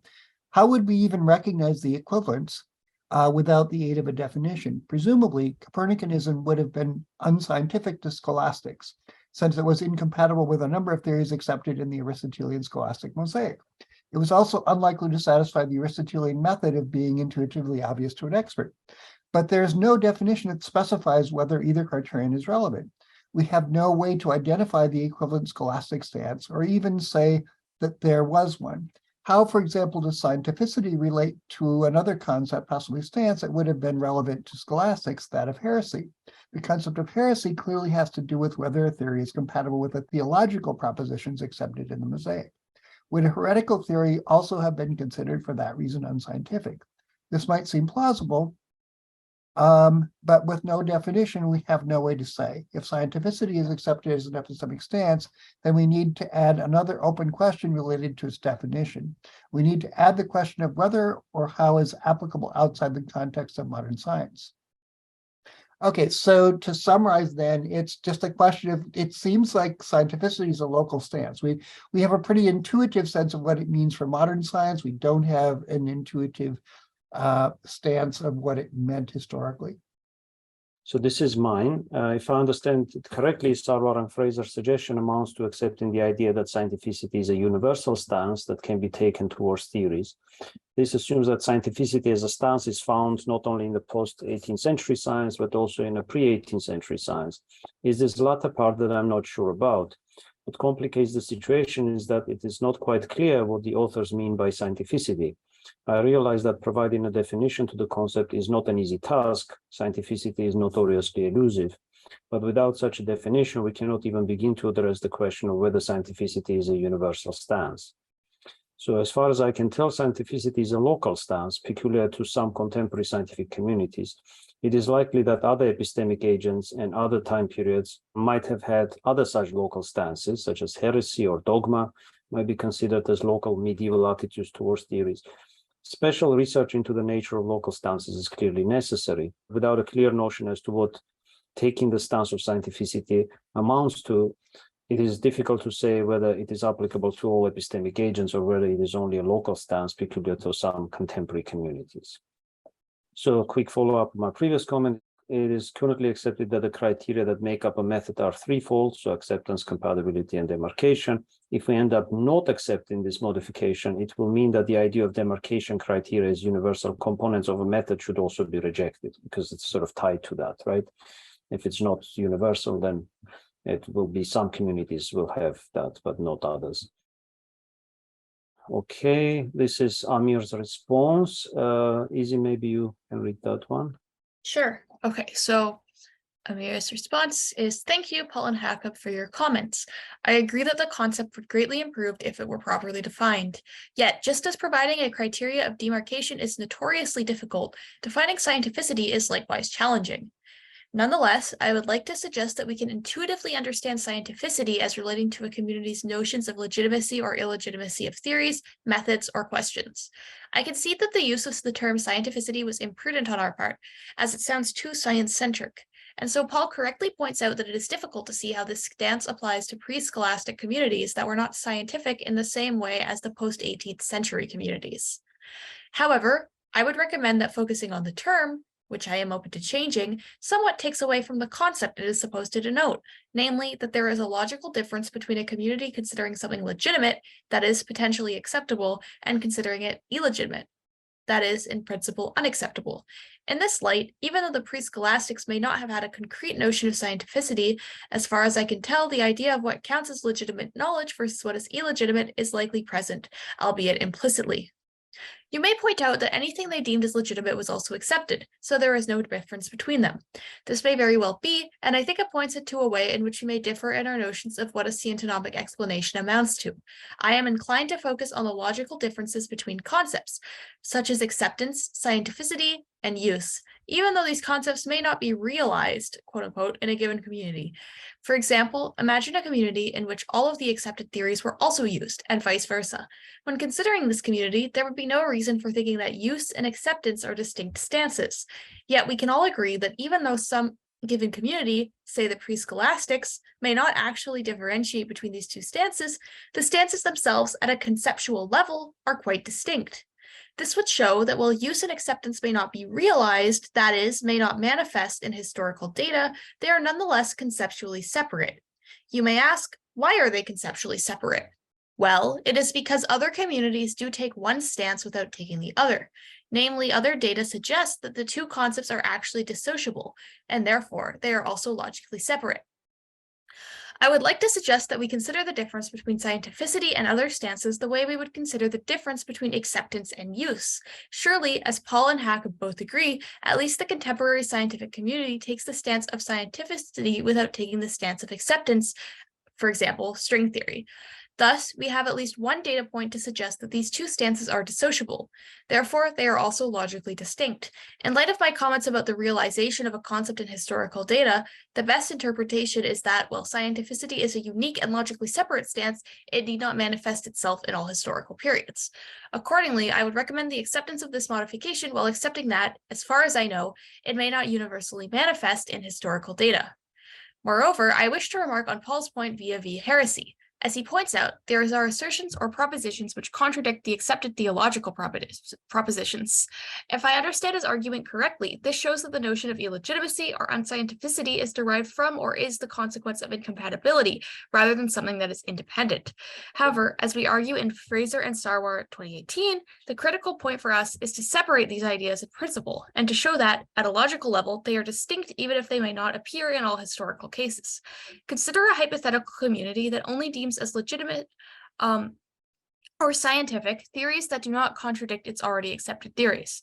Anytime a theory contradicted an already accepted proposition, it would be deemed unscientific. Now I ask, how would the theory and method rejection theorems work for such a community? Recall that the theory rejection theorem holds that a theory in the mosaic is rejected if it is incompatible with a newly accepted theory. But if Paul's suggestion is correct, then the newly accepted theory can never become accepted to begin with. It would always be deemed as unacceptable. If so, the theory and method rejection theorems would have no explanatory role. These would not be universally present in all historical episodes, so if we apply the same logic that we are applying to scientificity, it would appear as though these should not be part of the scientonomic toolbox. But I think we can likely agree that such a criterion seems unduly restrictive. Finally, I wish to make a general observation about what a scientonomic explanation may amount to. Paul and Hackab mentioned that universality seems like a worthy criterion of what should be included in the scientonomic explanations. This criterion is definitely reasonable if our task is only to explain those scientific changes that demonstrate some universal properties. It was suggested that since scientificity is supposedly not universal, that is, there are historical cases in which it seemingly does not manifest, we should not include it as a scientonomic explananda. However, I think this is a mistake. Firstly, focusing exclusively on universal features of epistemic mosaics leaves a relatively small set of coarse-grained explananda. Rather, I believe our aim should be to explain both the universal and the local features of scientific changes. Alternatively, it may be shown that the local properties are nothing more than qualified instances of universal features. Nonetheless, ignoring local features seems misguided. Second, in a given scientonomic explanation, not all of the explanands need to be used. I think it is perfectly acceptable to use some of them without using the others. For example, when retaining some change in the post-18th century science, we may refer to scientificity quite explicitly and explain that, say, a rejected theory continued to be scientific. By comparison, when explaining some change in the pre-scholastic community, we may not need to rely on scientificity. Rather, other aspects of the scientonomic explanans may suffice to provide an answer. This to me does not suggest that scientificity is a redundant explanans, for it is used to explain some of the scientific changes. Rather, its additions only enhances the explanatory capability of scientonomy. For all of these reasons, some of which are specific to scientificity, while others are more general, I suggest that we accept this modification. Okay, thank you. Kai, yours is next. Maybe I'll add just a kind of general response to Amir's comment. I believe Patrick and Amir's paper was probably not explanatory of a local stance, as in they didn't really look at case studies since the 18th century, nor was it really an exploration too much of a universal stance, in my opinion, as scientificity wasn't really extended to too broad of a time range. However, I do think there is an aspect of Amir's comment rather than the paper that actually seems to be more promising for something like a universal stance, and that's this notion of acceptability, or what Amir called legitimate or illegitimate. So he said legitimate as being potentially acceptable, or illegitimate as being in principle unacceptable. So for instance, you could say, oh, it's legitimate to think that the gravitational constant is twice the value as it is. That's a scientific statement, but it's not one we would accept, or one that would require evidence to overturn. So in the sense, I think there is some notion that acceptability in the modal sense, a statement potentially being able to displace some elements in the mosaic, might be a universal stance, but I don't think it's the one that's explored in the paper, and I don't think the paper explores a more local stance either, because that would require a more nuanced historical investigation, which was not provided. And does this summarize your comment as well, Kai? Yes. Okay. Thank you. Next, we have a comment from Tessa. Izzy, if you would.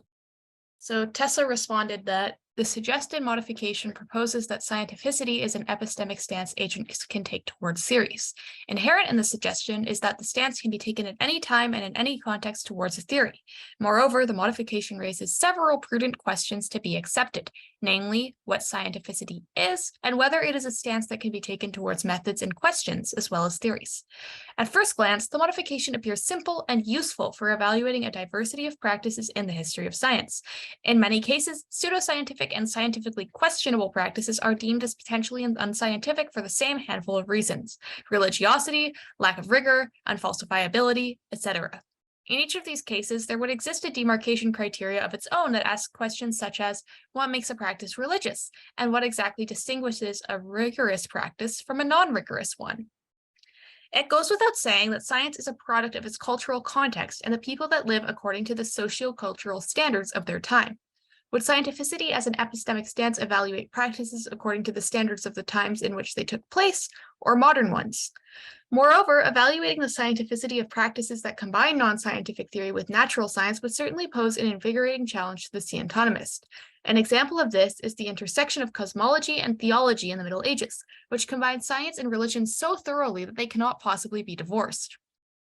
I believe the proposed questions considering whether scientificity can be practically judged of theories, methods, and questions ought to be accepted prior to the suggestion that scientificity is an official epistemic stance agents can take. Although the modification proposes a potentially fruitful concept for the scientonomic community, the challenge of devising a criteria of scientificity may pose a challenge too great to accurately evaluate practices in the history of science. Hence, my verdict is to accept the suggested questions prior to accepting the theory, and to accept the theory only if the questions prove answerable. Thank you, Izzy.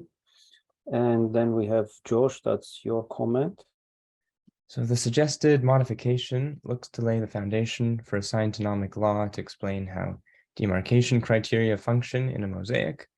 This is an important area to develop, as current scientonomic understanding of the matter is indeed lacking. However, I think the currently accepted framework for stances in scientonomy would make the acceptance of scientificity as an epistemic stance premature at this juncture. The three stances accepted in Scientonomy, acceptance, use, and pursuit, are accepted largely as a function of their being universal. It seems far from obvious that scientificity meets the same criterion. It's certainly a relevant consideration now, but it's difficult to ascertain whether such a notion would have been present in ancient communities. For instance, I think that the potential acceptance of such a profound modification as this one should at least be held off until that time when the framework for local stances has been established in Scientonomy. I see this as being made all the more necessary by Scientonomy's current lack of a definition of epistemic stance. After all, creating too wide a definition might allow one to stray too far from the currently accepted view in Scientonomy of the three possible epistemic stances by allowing for any number of trivial stances to be taken towards a particular theory. Perhaps a community holds as important such stances as enjoying hearing lectures on or disliking the implications of a certain theory. These are clearly logically independent of the accepted three stances, but it's certainly not appropriate to add them to the current scientonomic framework of epistemic stances. This lack of an accepted definition for epistemic stance would then seem to cast quite a shadow on the scientificity argument that scientificity should become an accepted epistemic stance, since it can be shown to be logically distinct from the other three. So my verdict is to reserve judgment on this modification until Scientonomy has an accepted definition of epistemic stance and or of local versus global stances. And so I guess in there, I kind of also say that I need to be, I think we need to have at least more evidence that even once it becomes, if we do accept local stances and then scientificity is one, I think we need to find more evidence that scientificity, has a real, role to play in practical Scientonomy. Thank you, George. Any thoughts, any comments? Well, it might actually relate to what you said, Haka, but I mean, in a way, even understanding whether a community has the stance of acceptance, I mean, the very fact that acceptance itself as a stance is going to be based on the method of that community at that time, and whether or not that community had, in fact, or a previous community via scientific inertia had accepted it according to the method, there is going to be an element of locality even amongst these universal stances, right? What counts as something being accepted is going to be its actually having been in line with and satisfying the method of the time. So it's still local in that way. So I don't know why scientificity being tied to some local set of criteria, historically local sets, would necessarily make it problematic, I guess. Acceptance, unlike scientificity, acceptance has a universal definition. It has a meaning that can be applied to different communities. So whichever community you take, you can make a solid case that they had accepted answers to questions. If you ask them a question, they would say, this is my answer to that question. And this framework of questions and answers seems to be applicable to any community. And of course, the criteria of under which conditions they would consider something as the best available answer is different from community to community, but each agent should have best answers to the respective questions. So this notion seems to be universally applicable. But with scientificity, it's much more problematic, specifically due to the lack of any definition given to the term.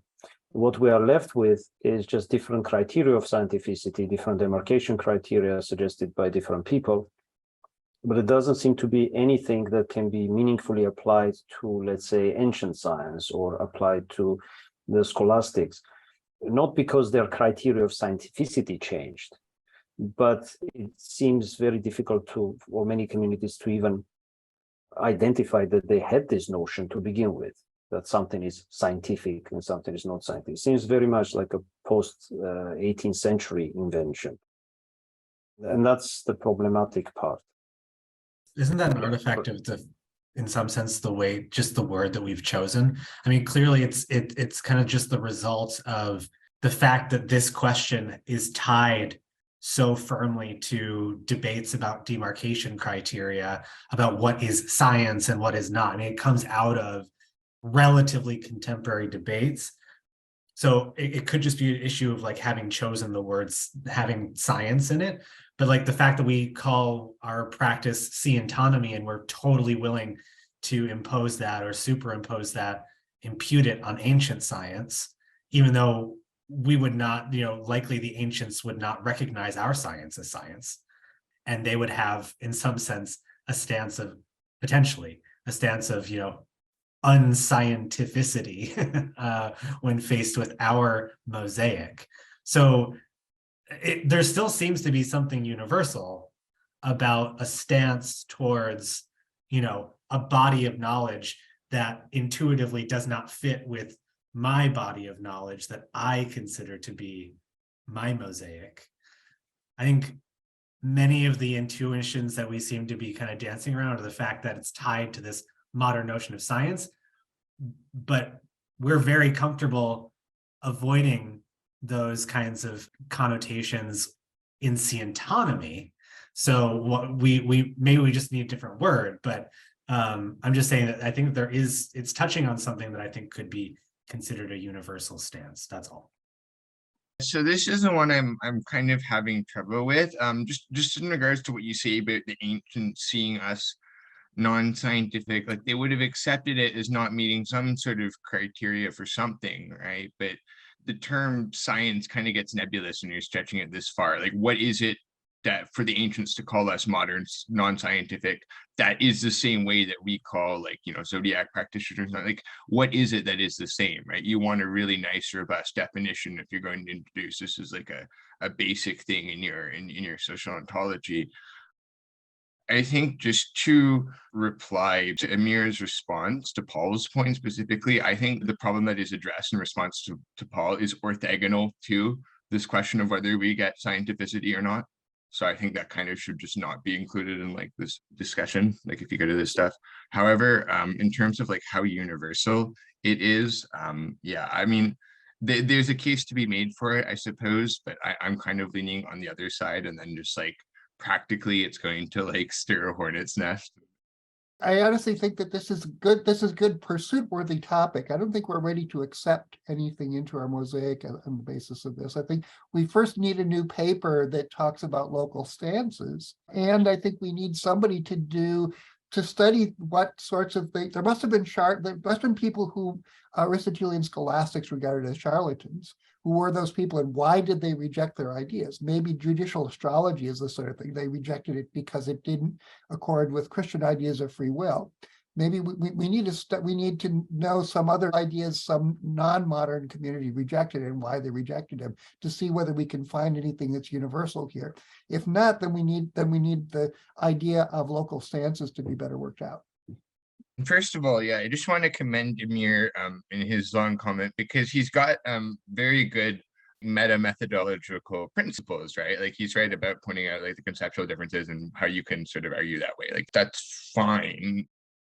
The big mistake is, I guess you can call it, like using the global or local terminology is one way to characterize the same sort of concept, but scientificity, without acceptance is, to me, not like intuitively distinct from just like a method that some theories can like follow. You can accept that a theory is according with the method. You know what I mean? You could have you have methods of ways to do stuff and we follow those methods. But if you call that a local stance, that's another way of doing it. The point Kai raised about legitimacy is very interesting. When it's universalized, I've seen it called credibility. I do like legitimacy better because it leaves it a little bit open whether you could have a pluralism of like different paradigms or standards for what makes something legitimate. And then again, just to return to the big problem that like Josh raised is the ontological bloat, right? Like you can just get so many stances. You perhaps think this is actually not a problem at all if you think that there are only so many stances per community, but to universalize a stance, I'm not even convinced that like pursuit and use necessarily come apart, right? It seems that you just like use they're on maybe just be one, but that's my thinking anyway. So, but yeah, in return to the paper and just returning to the modification, I think it's got a lot of good seeds or germs for ideas. But yeah, I think everyone's kind of like, it's a little overbroad, perhaps. Just a quick response to Spencer. In a paper on local stances that Alex Offert and I are working on currently, we are actually claiming that use and pursuit are also local stances. At the very least, you need an answer to a question, which is acceptance for us, and everything else can be construed as derivative from that.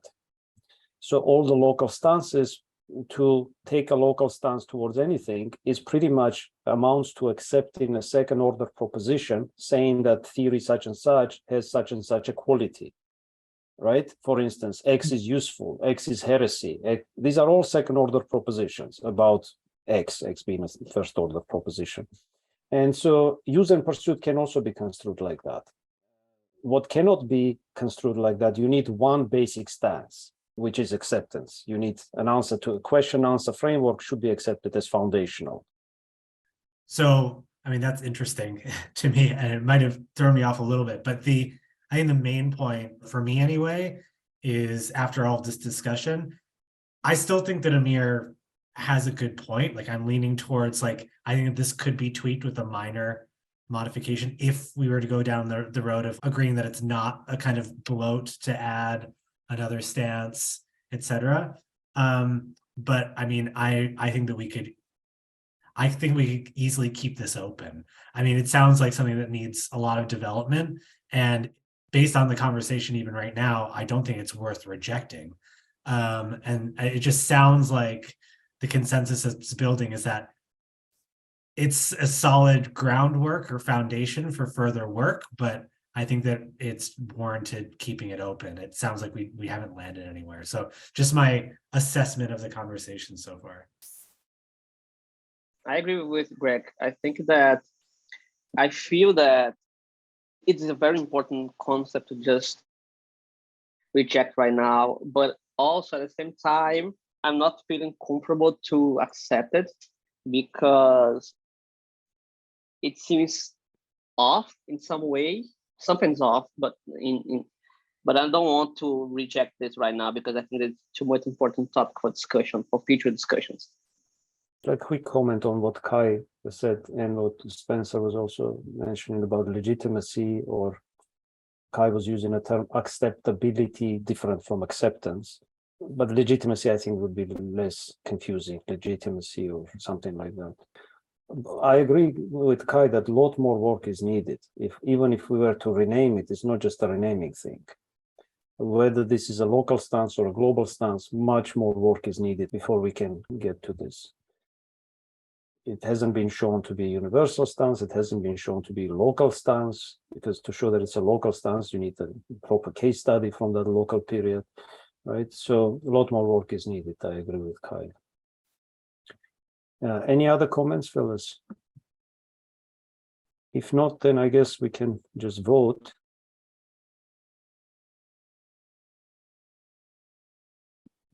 Okay, fellas, so we have keep open majority.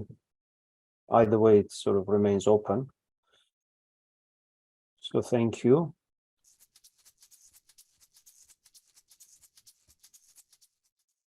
Modification 2018-014 is to accept the law of theory demarcation as a new scientonomic axiom, and also to accept questions concerning indicators of scientificity as legitimate topics of scientonomic inquiry.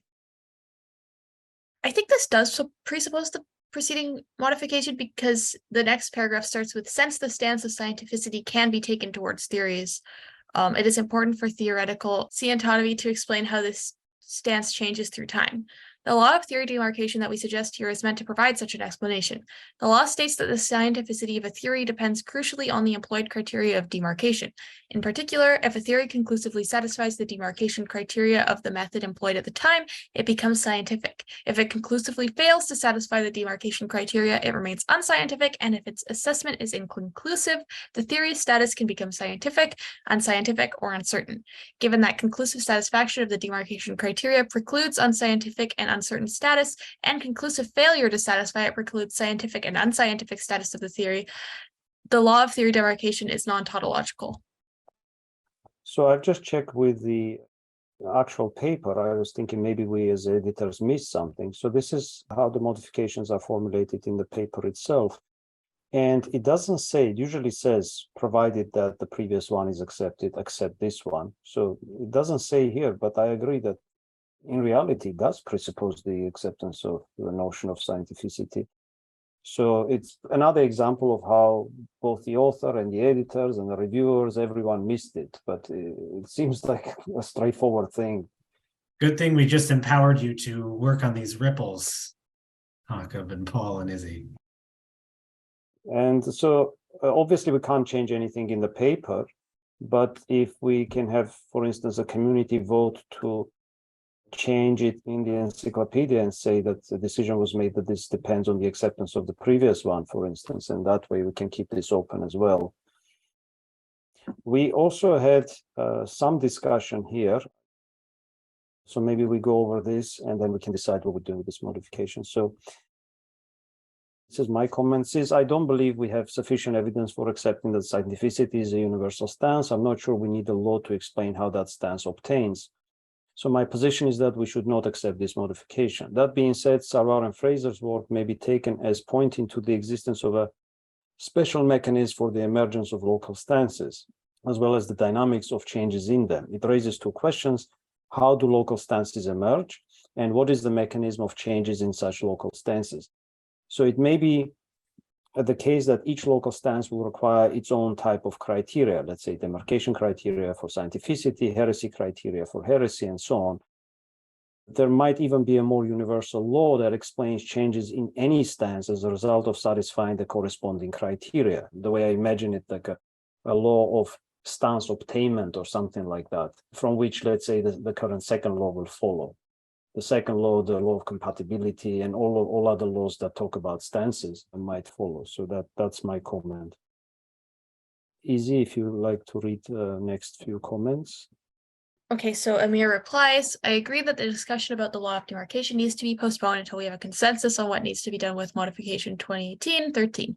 If the modification is not accepted, then this law would also remain unaccepted. If the modification is accepted, then the question about whether this law is acceptable can be asked. In the meantime, then my position is to withhold judgment. And then Tessa says, the suggested modification, while interesting and potentially useful, seems to be too implausible to successfully implement due to the equivocality of the term scientificity throughout the history of science. It goes without saying that what qualifies as scientific has seldom been easily construed from culture to culture and era to era, hence the need for demarcation. However, although demarcation plays an integral role in Scientonomy by distinguishing activities relevant to our practice, it is not plausible to devise an accurate criteria of demarcation for every agent, era, and episode in the history of science without falling into traps, such as anachronism, lack of contextual sensitivity, and a simple lack of data on the beliefs of the time. The nature of laws in and outside Scientonomy is that they are theories that hold at all times and in all contexts. Devising a scientonomic law of theory demarcation that is general enough to apply to a story as temporally broad and socioculturally diverse as that of scientific change, yet specific enough to make meaningful qualifications, will prove a serious challenge. Scientificity as a concept is deeply complex. I agree that the proposed questions that seek to identify the indicators of scientificity historically must be accepted and sought to be answered. However, I would propose that the questions and their answers ought to precede the acceptance of the law of theory demarcation, and that it is not immediately evident whether there can exist clean and workable answers to the question of what indicates scientificity. In sum, I find the suggested modification mildly overambitious in that construing a distinct and applicable criteria of scientificity that is sensitive to every sociocultural detail of history is not plausible. Hence, my verdict is that the scientonomic community should either reject or postpone approving the suggested modification, but to accept the proposed questions that inquire after the indicators of scientificity. Sarwar and Fraser seem to be here attempting to bring the accepted epistemic stances further into alignment with the accepted components of employed methods, demarcation criteria in particular, by formulating a scientonomic law to explain how demarcation criteria function within a mosaic. I agree that this is a worthwhile exercise. They argue that such a task requires a new epistemic stance, which they call scientificity. Since, however, the discussion over whether or not to accept scientificity is far from over, it seems premature to be accepting this modification. Scientificity is the more foundational idea, and therefore, my view is that the acceptance of the law of theory demarcation should be contingent upon the prior acceptance of scientificity. Thank you, Josh. Before we proceed to anything, can we just even have a quick vote here for the idea that this one presupposes the previous modification? Because it seems that even the authors agree that Amir mentions that somewhere as well here, that it presupposes the 0013. Does anyone have any objections towards this? We don't have a vote set up for this, but unless people object. So it seems to me that we can just go ahead and make sure that this is, it's included that this one presupposes the 0013. And that way we won't even need to have a vote on this. All in favor? Wonderful. So we can just straightforwardly mention in the preamble. So, and that presupposes the acceptance of the 13 like this. So I'm just going to save that. Okay. And I guess that pretty much concludes, well, we only covered part of our agenda, of course. We only covered the workflow aspect and one paper, so there's plenty more. So, but I'm sure we'll have to organize more workshops to come. Is you have your hands full with the notes and the video. Fellas, any last minute thoughts, any questions, any comments, any observations? I just wanted to ask if there are plans for maybe doing like a several week or several day workshop, since the 3 hours is obviously not enough. If everything goes as planned, we will have a whole week where we'll be meeting in the mornings, working together. Those who cannot join us in person, we will work online as well. So it will be hybrid session. So everybody will be joining. And that way we can have focused discussions. So I don't know, maybe 1 or 2 papers a day and then do other things as well. Great. Yeah, that sounds like a good idea, I think. It's come to Brazil, which is not bad, guys. The weather here is great. Sorry. Yeah, imagine escaping Toronto in November and going to Brazil to discuss Scientonomy, and we'll be done by 1 p.m. or something, and then the rest of the day we can just go and eat and drink and enjoy the scenery. Yeah, I'm trying to organize, let's say, some things to do and let you open to do it whatever you want. But I'm trying to point and organize some, let's say, small travels inside the place that are gonna be and very famous beach that we have here. So yeah, it'll be fun. If nothing else attracts people to these workshops, I think that will. So I was just wondering about the upvoting and downvoting of comments. First of all, if it's to be encouraged or not, but second of all, do you upvote if you think it's a good, insightful, well thought out comment, or do you upvote if you agree with the comment? Because I guess there's a big difference. Maybe I should indicate somewhere. So this extension we're using for commenting in the encyclopedia, it comes with that upvoting feature, which we tried to disable because we didn't give any meaning to that whatsoever. But there doesn't seem to be a straightforward way of disabling it. So it shows there, but we customarily ignore those. If somebody wants to agree or disagree, they have to type a comment, because I don't think it's straightforward for the reasons you just indicated, right? So it's not clear. So maybe we can just add a couple of lines in the discussion section that's please don't use these things. I just wanted to point out, recently I attended, or not recently, a year ago, I attended a summer school for what's called the Society for Imprecise Probabilities, Theories and Applications. And they actually have a very kind of similar voting system. They have like a 2/3 majority for passing new bylaws. They have various like organizational things for conferences, for calls for papers, etc. And I think we could potentially like take inspiration from some of their stuff. So I mean, I'll link maybe in chat. Here's their page on like their society's articles and bylaws. You can see a lot of similarities between what they do. Main differences are they have like some kind of executive committee.